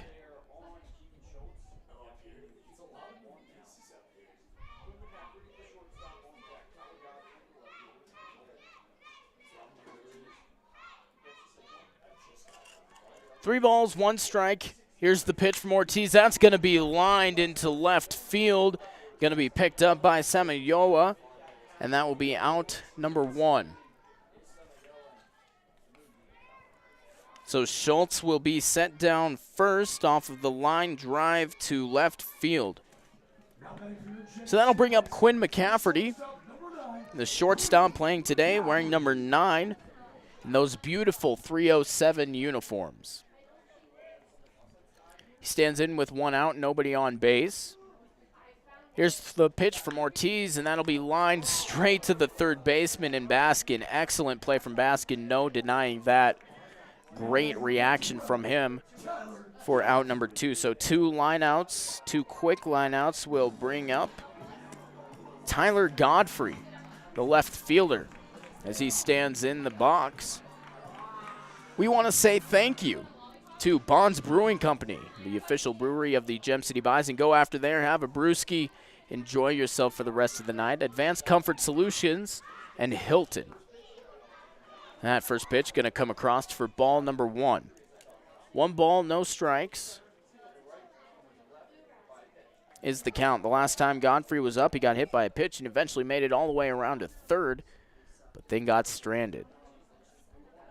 Here's the 1-0, and that'll be swung on, chopped, and it's going to be picked up by Ortiz, slung over to Harrington, and that will be out number 3. So a quick 1-2-3 inning here for the Gem City Bison, but they'll be back. Don't you worry. We head to the top of the 8th on the Gem City Bison Digital Network. They lead it 15-13.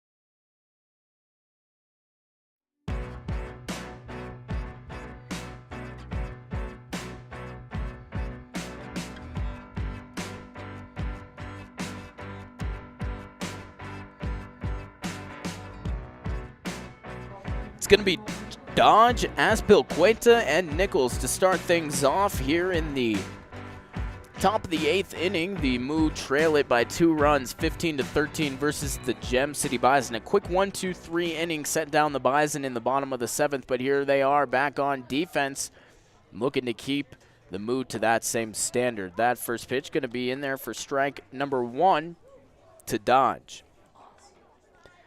Last time Dodge was up, he doubled, And then he eventually came around to score the time before that. In the 5th inning, he singled and then eventually came around to score. As that pitch comes across for strike 2, absolute laser from Ty Volmer. Volmer stands high on the mound, looks in, shakes his head yes to Pezzanella. Comes set, kicks and fires, and that will be a held swing for ball number 1. Dodge today 1 for 4 with 2 runs and 3 RBIs. As Volmer fires it in once again, and that's going to be swung on and foul ball back for a Premier Bone and Joint foul ball. Count will remain at 1-2. This top of the 8th inning brought to you by Pepsi Wyoming Beverages and Gary Crum. That pitch going to be swung on and missed for strike 3. Another strikeout from Ty Volmer. So that first strikeout will put out number 1 on the board and bring up Nico Aspilcueta, the designated hitter today for the Moo. Once again, they trail it 15-13 here in the top of the 8th with 1 out. And nobody on. I suppose I should add that too. Volmer comes set, kicks and fires, and that's going to be fouled off towards the back for a Premier Bone and Joint foul ball. 0-1 is the count, 1 out, and nobody on base. Last time Aspilcueta was up, he homered, obviously scoring, and then the time before that, he also scored a run, and the time before that, he also scored a run. So 3 runs on the day for him, as that's going to be lined into center right field. Wood chasing it. It's going to hit and get into the warning track. Aspilcueta already at second. The throw from Wood is not going to be in time to get him at third. However, it was close. As he's going to go ahead and go home, the throw will not be in time. So Aspilcueta will run around the bases and score an inside the park home run. That is crazy. His speed he was showing off was insane. Of course, that was not all just him. A couple of errant throws were thrown in there, but the lead is cut down to 1, 15-14. With 1 out and nobody on, now steps up Nichols, the catcher. Here's the pitch from Volmer. That's going to miss for ball 1. 1 ball, no strikes with 1 out.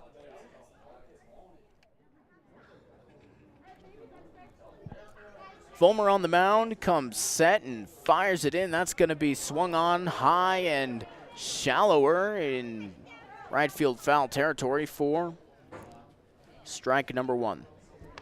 1 ball, 1 strike is the count.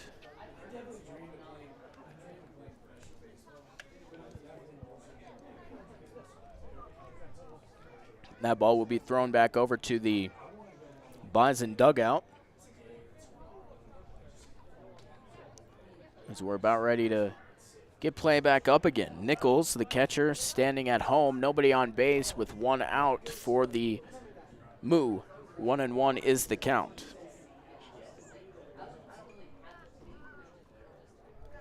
Here's the pitch from Volmer. That's going to be swung on and fouled off towards the left for a Premier Bone and Joint foul ball to make the count 1-2. The last time Nichols was up, he struck out for the 3rd out. The time before that, flew out to right field for the 1st out, and then the time before that, struck out for the 1st out. So kind of combining those two. That pitch going to be swung on and chopped to third base. Schultz with the long throw. That wasn't going to get there anyway. Excellent play to stop it from going into left field, which may have resulted in a double, but only a single going to come across for Nichols as he stands in at first base. So that single will bring up Higdon, the right fielder, wearing number 39.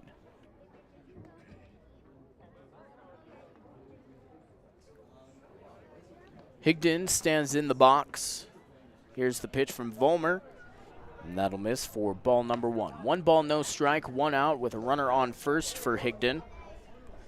As he lines up his bat and steps back in.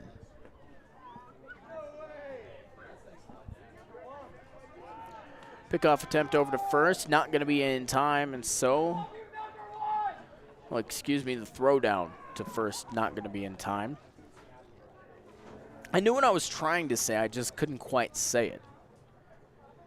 2-0 is the count. Vollmer throws that in there. That's going to be swung on and missed for strike one. 2 balls and 1 strike to Higdon, who today is 1 for 2 with 2 runs, 1 RBI, 1 walk, and 1 strikeout. So he's doing a little bit of everything. Another, this time a pickoff attempt over to first, not successful. 2-1 is the count. 2 balls, 1 strike. Once again, if you missed it earlier, final score coming in from the College World Series, 7-3, the Notre Dame Fighting Irish beat the Texas Longhorns.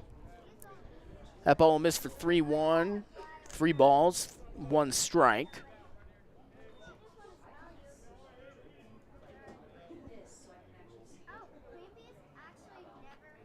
Here's the pitch. That's going to be swung on far and deep into right center field. That one's going to be gone. No doubt about that one, coming out screaming off the bat. So Higdon with a 2-run home run. The Moo will take the lead once again, 16-15. Vollmer just left that ball hanging there, and man, Higdon took advantage of that. So Semioa will step in with 1 out and nobody on base after that base is clearing. 2-shot home run.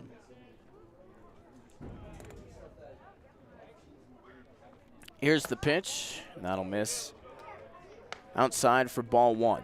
1 ball, no strikes with 1 out.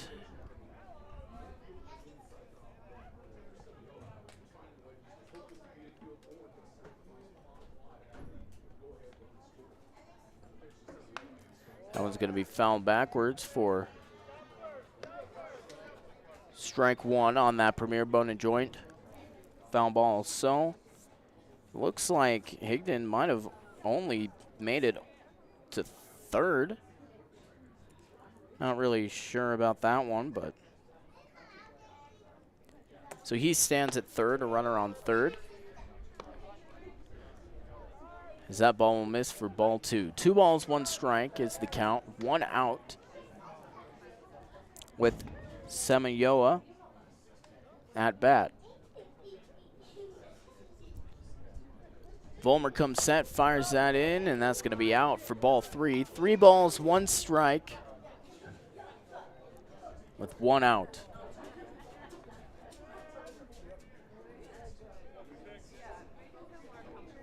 Semioa, the last time he was up, he flew out to center field for the 2nd out. And there's the pitch, and that's going to miss up high for ball 4. So that'll send him walking and put 2 runners on base, each in the corners. So that's going to bring up Harrington, the first baseman for the Moo. He steps in with 1 out and runners on the corners. Pezzanello will step up and give some signs to his fielders, as Harrington will step in again after getting signs from their coach.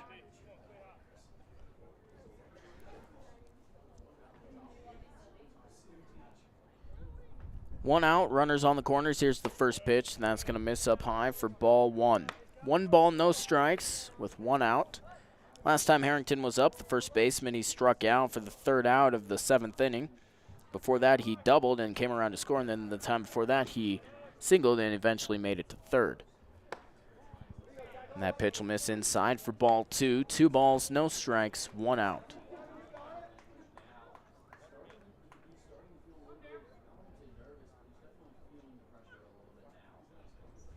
Vollmer will come set and fire it in for strike 1. That'll make the count 2-1.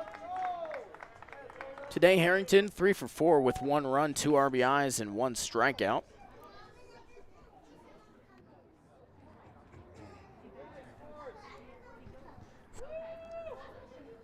Here's the 2-1. Runner's going to go from first to second. The throw down. The throw will be in time, but Panton can't grab it. So now both the runners will be in scoring position as Samayoa will advance to second. 3 balls, 1 strike, 1 out. Runners on second and third now for Harrington. Here's the pitch from Vollmer, and that'll hit in there on the outside, top corner, for strike 2. That'll make the count full, 3 balls and 2 strikes. 1 out and runners on second and third. Here's the pitch. That's going to be swung on and lined straight to right field, and that's going to bring in another run. So now the score will be 16-15. My bad, I didn't change it on there, but now the score will be 16-15. As Higdon will finally come in to score. So runner's still going to be, the runner going to be at second only after that fly out from Harrington for the second out. 2 outs, runner on second, and there's the pitch. It'll miss up near his face for ball 1.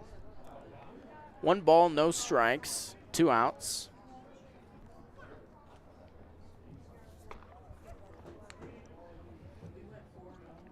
With the runner on second.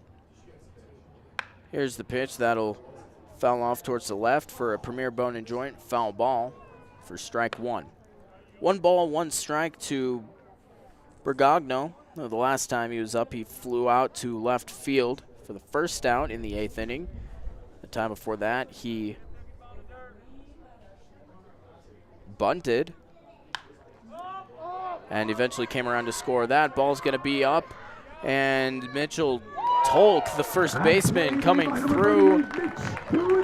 Mitch Winter, the wrong Mitch, will come in and grab that one for out number 3. We will head to the bottom of the 8th inning here on the Gem City Bison Digital Network.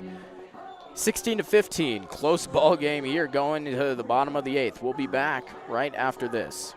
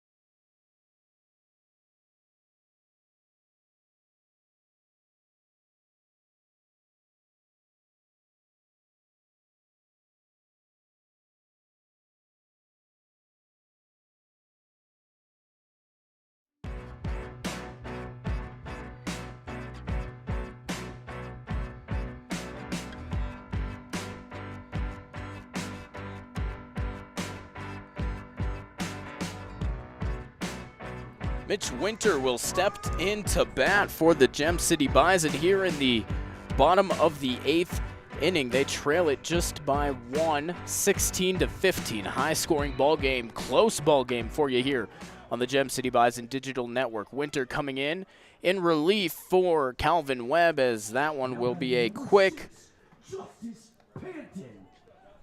3-1 putout for out number 1. So with 1 out, nobody on base, Justice Panton will step up to bat. the second baseman, where he plays most of his pitches. I almost said snaps, most of his pitches.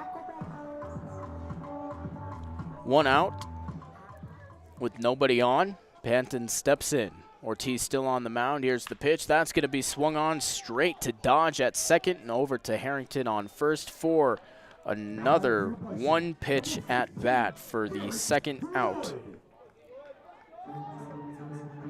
At 4-3, we'll bring up Derek Wood, the leadoff man, the center fielder,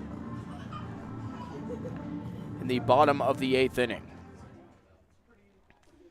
Wood will step into the batter's box once he's ready, with Ortiz still on the mound. Ortiz comes set with 2 outs to his name, as that pitch will be in there for strike 1. Wood steps in with 2 outs and nobody on base and an 0-1 count now. The last time he was up, he singled and then he stole second base and eventually came around to score. Here's the 0-1 from Ortiz. That's going to be swung on, foul backwards, hitting in the trees over on the left side for strike 2 on that Premier Bone and Joint foul ball. This bottom of the 8th inning brought to you by Mr. Jim's Pizza and Papa Murphy's. Ortiz comes set, kicks and fires it in there. Down low for ball 1. Both Ortiz and his catcher Nichols thought that was strike 3, but the ump said no, no, no. 1 ball, 2 strikes, with 2 outs and nobody on base. Here's the pitch, and that'll miss outside for ball 2. 2 balls, 2 strikes, even at 2-2, with 2s all across the board, including the 2 outs. Nobody on base for Wood, as he stands in the left-handed box, excuse me. Here's the pitch. That's going to be swung on, lined into left field. He'll get down for a base hit here in the 8th inning. So that will bring up the number 2 hitter, Tyler Bradley, with a runner on first and 2 outs. Bradley, the right fielder, wearing number 1 with his socks kind of tucked in. I think he might actually be playing in left field now.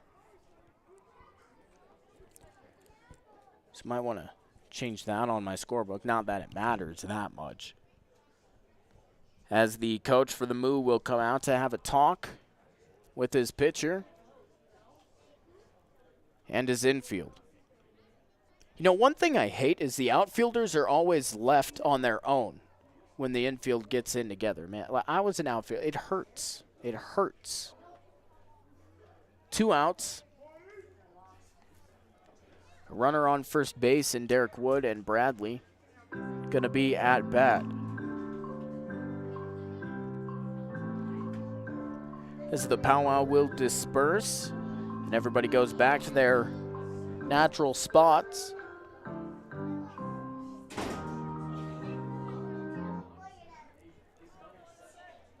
Two outs as a runner will step in.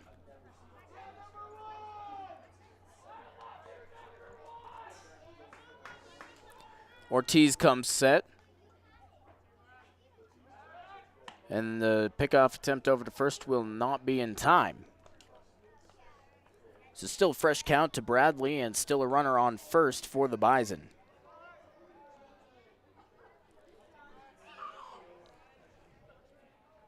Ortiz comes set with 2 outs. First pitch, gonna hit in there for strike number 1. The last time Bradley was up, he doubled and then reached third on a wild pitch, but then got stranded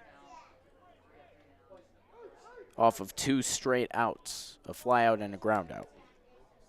Here's the second pitch, and that's going to be swung on and fouled off towards the left for strike 2, and another Premier Bone and Joint foul ball.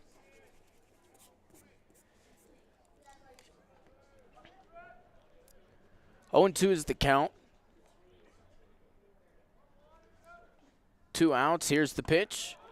That'll miss just outside the outside edge for strike 1. 1 ball, 2 strikes, 2 outs.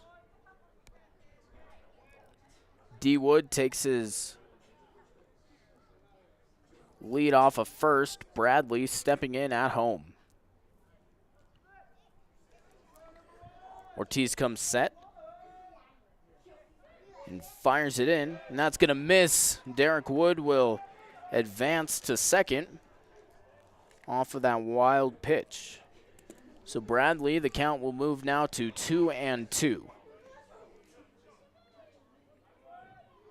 Bradley so far today, 3 for 4 with 2 runs, 1 RBI, 1 walk.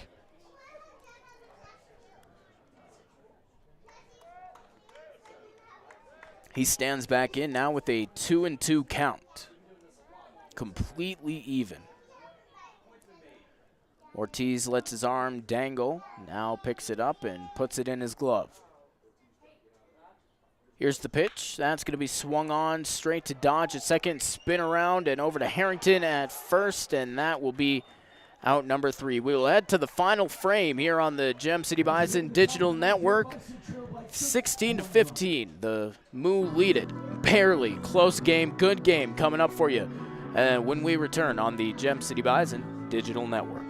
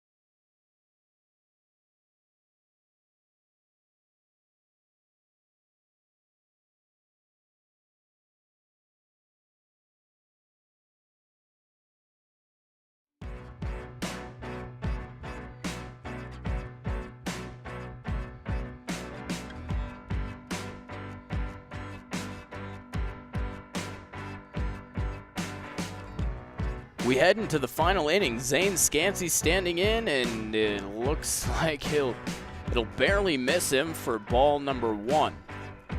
So he almost gets hit. New pitcher for the Gem City Bison, Caleb Lafooner. It's Ty Volmer's final line. We'll give it to you after this pitch, as that one will come across to even things up at 1-1.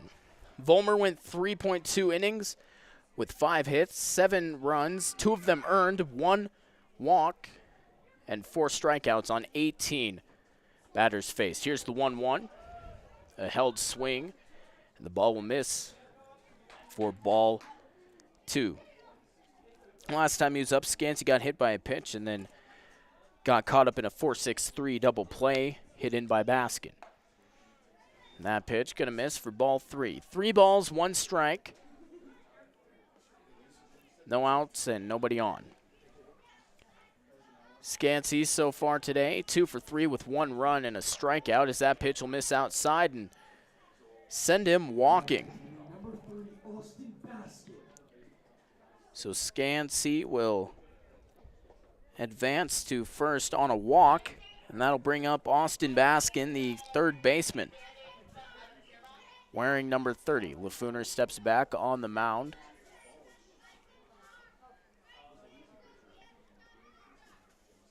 (16-15), a great ball game for you here on the Gem City Bison Digital Network, as that pitch will miss inside for ball 1.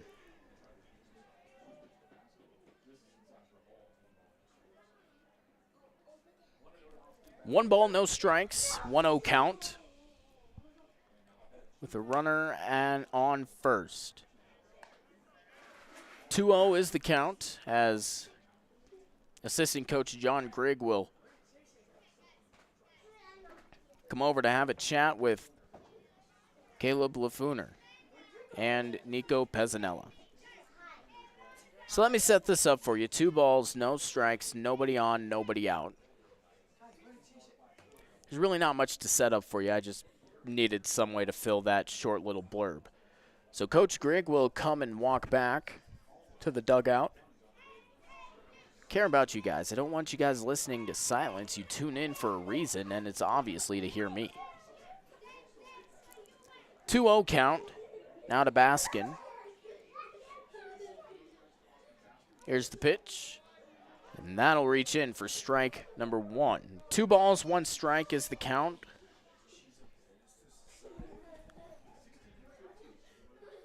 (16-15).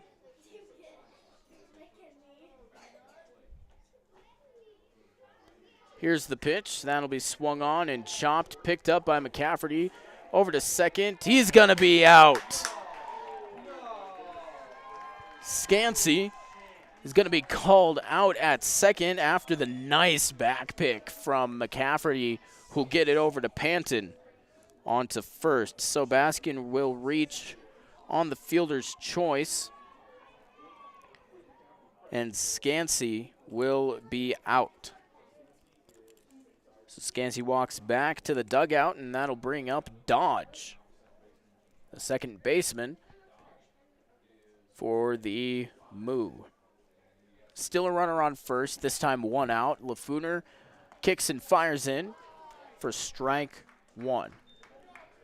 No balls, 1 strike, 1 out.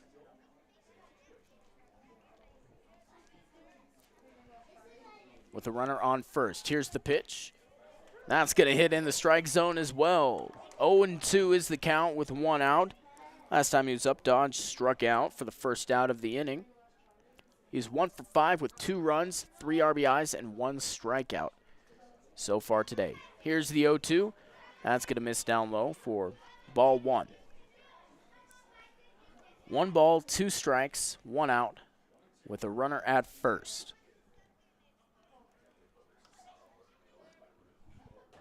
Dodge is going to step back in.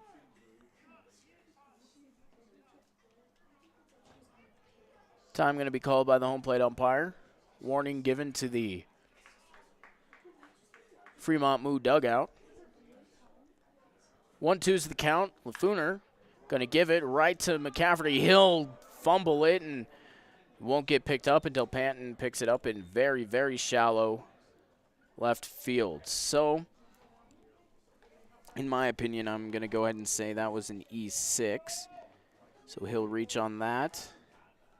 And Baskin will advance to second. So 1 out on the board as Nico Azpilcueta will step in, the designated hitter. 1 out and runners on first and second. Here's the pitch. And that will be in there for strike 1. No balls, 1 strike, 1 out.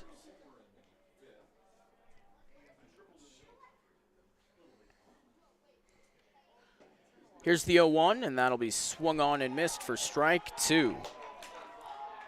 Azpilcueta standing in. The last time he was up, he scored on an inside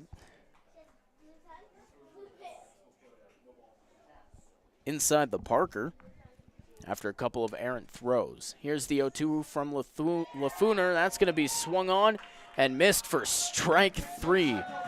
Lafooner strikes him out for out number 2. 2 down now. 2 runners on base. And a fresh count now for Ty Nichols. Nichols will step in, the catcher for the Moo.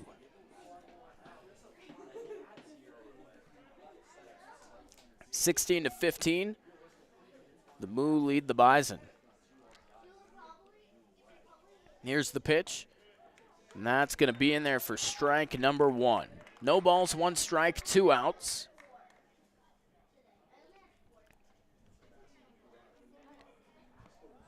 The last time he was up, Nichols singled and then came around to score one of the 3 runs scored.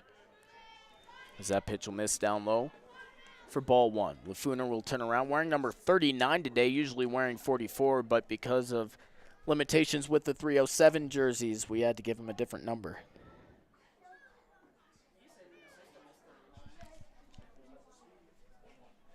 The 1-1 will be in there for ball 2. 2 balls, 1 strike is the count. 2 outs with 2 runners on base. Here's the pitch from Lafuna. That throw down to second will not be in time. So the count will move to 3-1, but the runner situation will stay the same. Runners on first and second, the 3-1 count with 2 outs. Here's the pitch, and that's going to miss outside for ball 4. So Nichols will move on, as will Dodge, and as will Baskin. So bases are going to be loaded with 2 outs here in the top of the 9th inning, as Ben Higdon will step in, the right fielder, for the Moo. Here's the pitch, and that'll miss outside for ball 1. 1 ball, no strikes, 2 outs with runners on each of the bags.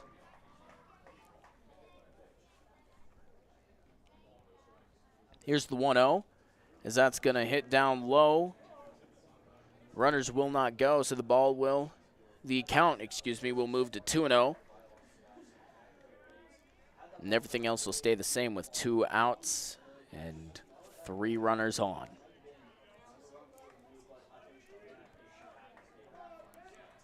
Caleb Lafuna standing on the mound.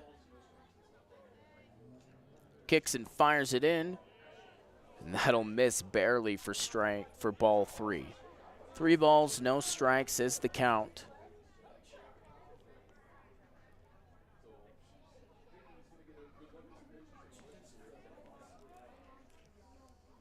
Higdon, the right fielder, stepping in. Here's the 3-0, and that's going to miss up high for ball 4. So Higdon will be walked, and that'll walk a runner in. So Baskin, who reached on a fielder's choice, will come across to score, and the score will move to 17-15.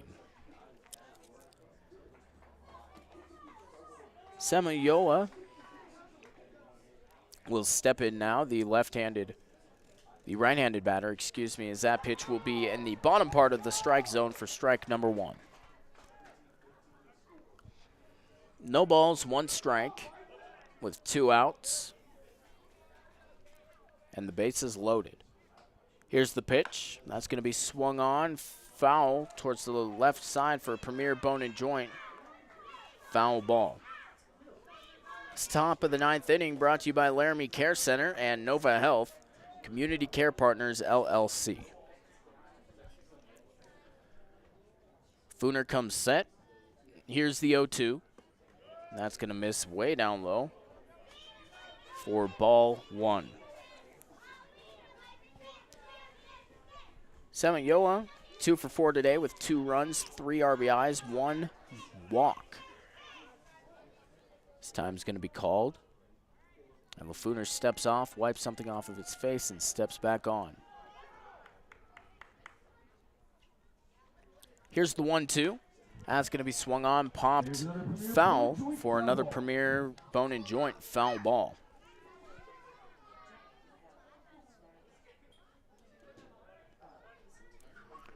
One ball, 2 strikes is the count. 2 outs, bases loaded. Here's the pitch. That's going to be swung on, once again fouled. So everything will stay the same.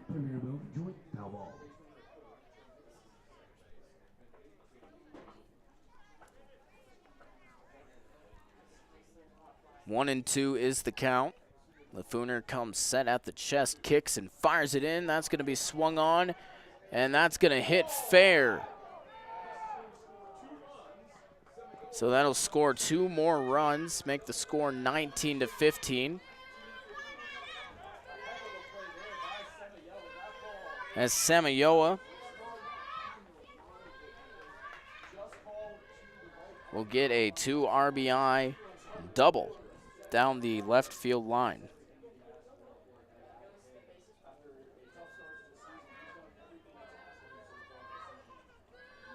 So 2 more runs will score. Higdon at third.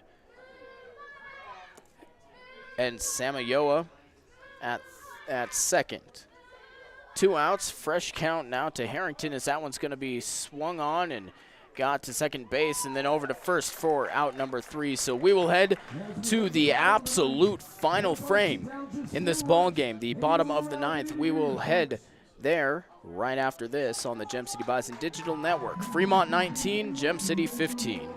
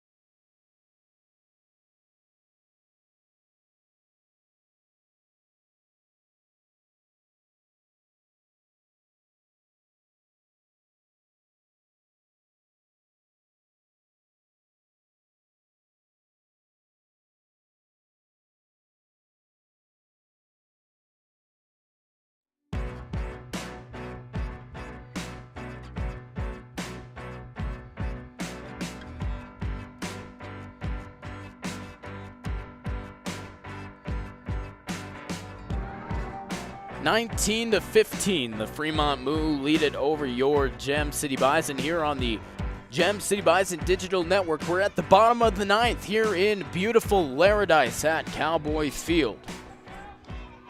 Ortiz still on the mound for the Moo, and Mitchell Tolk up to bat. First pitch gonna miss up high for ball 1. The last time Mitchell Tolk was up, he flew out to right field for the second out of the 6th inning. He steps back in to face the 1-0 count. Ortiz with a deep breath, kicks and fires, and that'll be down low for ball 2. So far today, Mitchell Tolk 3 for 4 with 2 RBIs and 1 walk as he steps back into the box.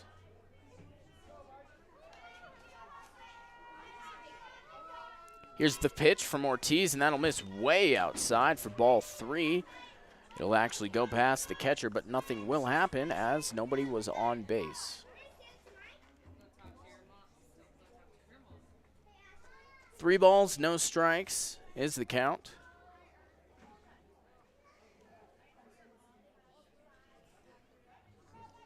Here's the pitch. And that'll reach in for strike number 1. Tolk thought it was a ball, but he'll just stand in once again. 3 balls, 1 strike to Tolk from Sioux Falls, South Dakota. Here's the pitch. And that'll hit in there for strike 2. That'll fill things up. 3 balls and 2 strikes.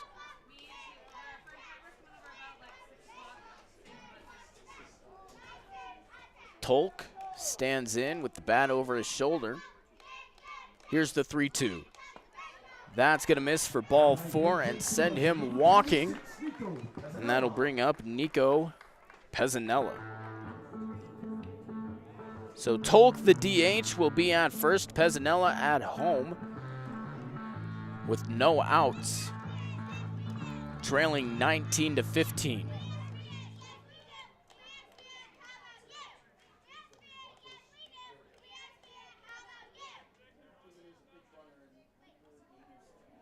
So Pezzanella will take a couple practice swings outside the batter's box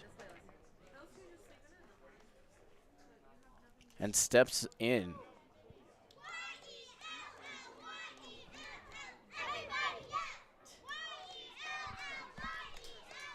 Ortiz comes set, pickoff attempt to first, not going to be in time, as everything will stay the same. No outs, runner on first. Ortiz taking a long look and fires it in.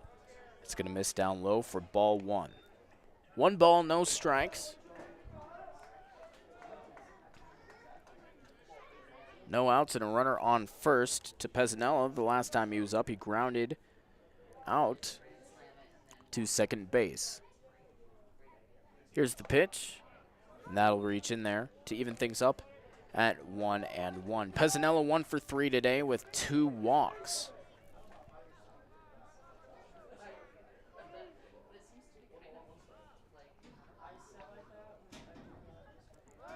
The 1-1 pitch will not exist as pickoff attempt over to first. Not in time once again. 1 ball, 1 strike is the count. Pezzanella steps in from Northern State. There's the pitch, and that'll miss outside for ball 2. 2 balls, 1 strike, no outs. For Nico.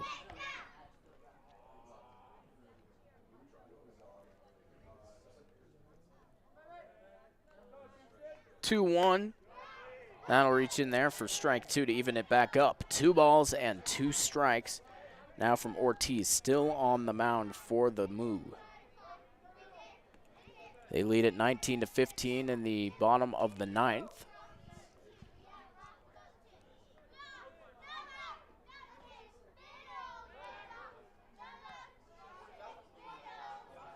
Pickoff attempt over to first. Not in time once again. As the count will remain at 2-2. That ball's going to be popped up into foul territory. The third baseman, Baskin, going to be able to go over and grab it for out number 1. So Pezzanella will pop out to third for the first out, and that'll bring up third baseman, Keegan Schultz.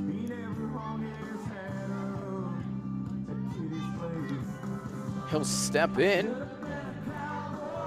with 1 out and 1 runner on first.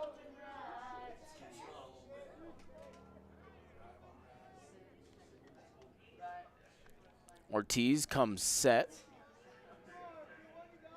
Fires it in. That's going to miss down low. The runner will stay there, so only the count will move. 1 ball, no strikes, with 1 out and a runner at first. Schultz, the last time he was out, lined out to left field for the first out of the 7th inning.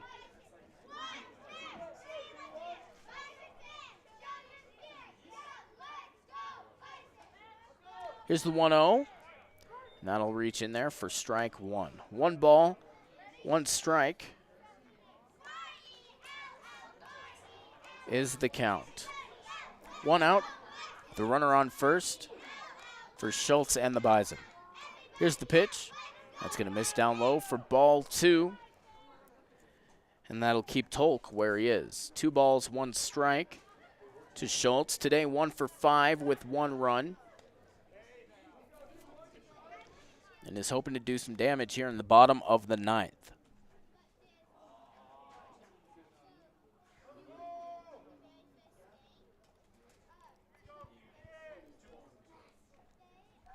Two balls, one strike. Pickoff attempt to first. Not going to happen. 2-1 still the count with an out and a runner at first. 19-15 is the score. Here's the pitch. And that'll reach on the outside top corner of the strike zone for strike 2.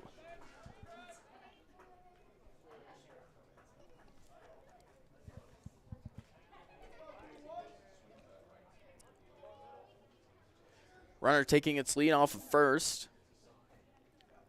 Here's the 2-2. It's going to hit upstairs for ball 3 to make the count full. 3 balls and 2 strikes. 1 out and runner on first.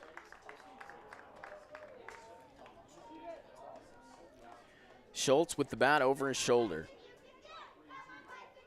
Here's the 3-2, and that's going to be swung on foul towards the right for a Premier Bone and Joint foul ball. There's a Premier Bone and Joint foul ball. We'd like to remind everybody that Bonds Brewing Company is the official brewery of the Gem City Bison. Make sure to go out to Bonds Brewery after every game. Here's a 3-2, and that'll miss upstairs for ball 4. So Schultz finding his way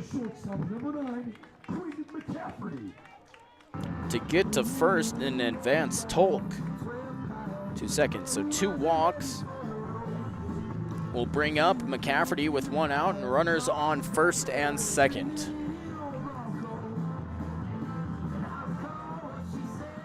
McCafferty, native of Wyoming, goes to Western Nebraska Community College. Here's the pitch from Ortiz. That'll reach in there at the top for strike 1. No balls, 1 strike, 1 out to McCafferty, who lined out to third base. Last time he was up for the second out, but the time before that he singled. Reached second on a wild pitch and eventually scored. That's going to be fouled off towards the right for a Premier Bone and Joint. Foul ball for strike 2. No balls, 2 strikes, 1 out. Runners on first and second.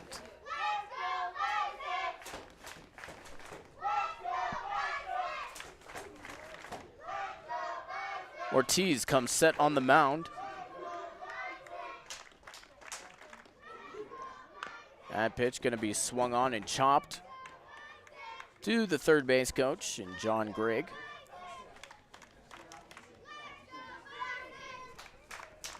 0-2 is the count.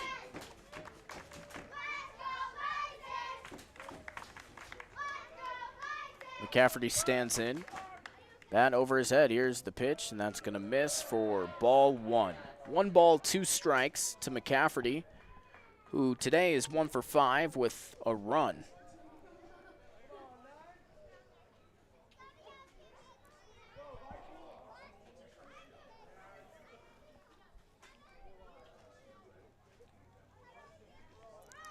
One, 2 is the count. Ortiz looking back at second. Then at home, kicks and fires down low for ball 2 to even things up at 2-2, and the runners will stay where they are. 2 balls, 2 strikes, 1 run. Runners at first and second.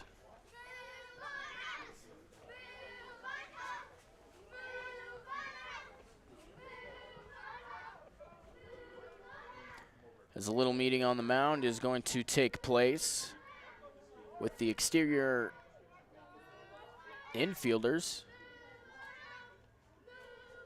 and we're the 3 best and the catcher. that anybody could have. We're the 3 best friends that anyone could have. We're the 3 So, best friends that anyone could have. And we'll never, never, ever, ever, ever leave each other. everybody returns back to their positions.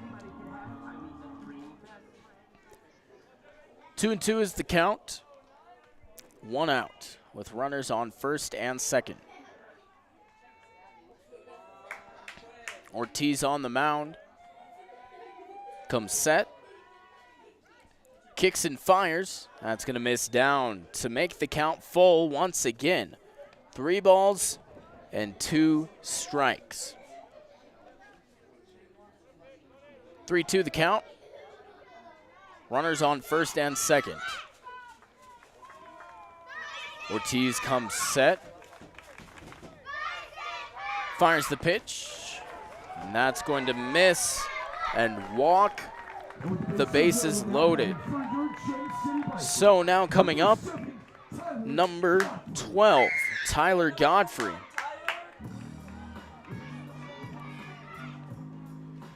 Has 3 walks with a pop out sandwiched in there. Is going to bring up Tyler Godfrey, the left fielder, with 1 out and the bases loaded. As the coach from the Moo will come out and take the ball from Ortiz, and we'll have a new pitcher when we come back on the Gem City Bison Digital Network. We'll tell you more about him. We'll be back right after this.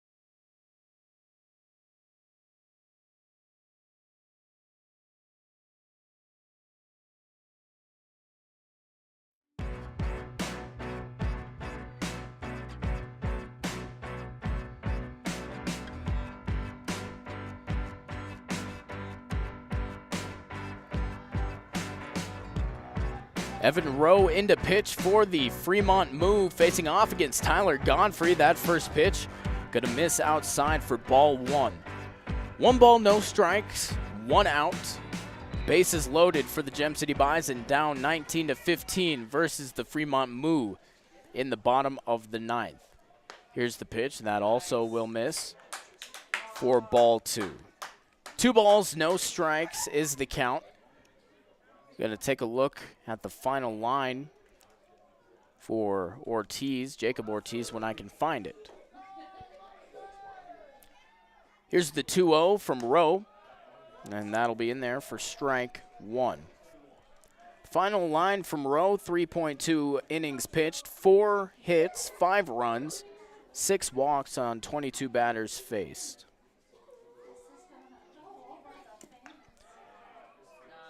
That pitch will miss for ball 3, so the count will move to 3-1.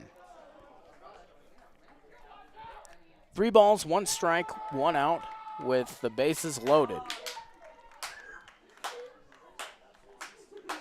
Here's the 3-1, and that'll miss once again for ball 4. That'll walk a run in. 16-9 is now the score, with only one out and the bases still loaded. So Mitchell Tolk will come in to score, and Mitch Winter will step up to bat. Here's the pitch, and that's going to miss outside for ball one.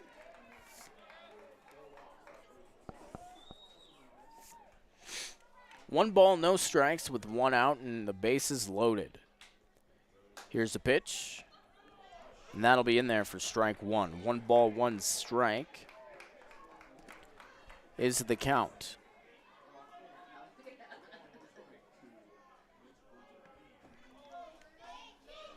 One and one, and that's going to hit right in the strike zone for strike two. 1 ball, 2 strikes is the count to Winter, standing in the left-handed box.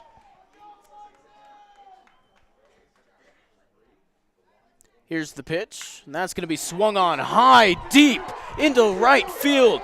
That is going to be gone. Walk-off grand slam for the Bison. Second walk-off versus the Fremont Moo off the bat of Mitch Winter. 20-19.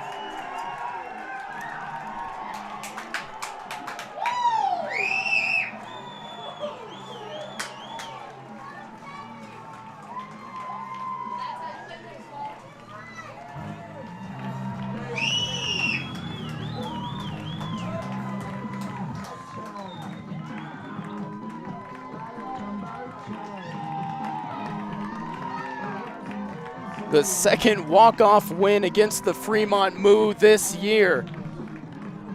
And the losing streak is over. 20-19, the final score between the Gem City Bison and the Fremont Moo. Make sure to join us right back here on the Gem City Bison Digital Network for the conclusion of the suspended game from earlier this year and game number 2 of this series. Once again, final score 20-19 here in the Gem City. Walk-off grand slam from Mitch Winter. Thank you to everybody sticking around here on the Gem City Bison Digital Network. Thank you to all of our sponsors and for everybody who can make this possible. From all of us here at the Gem City Bison, thank you. And as always, feel the charge. Good night, everybody.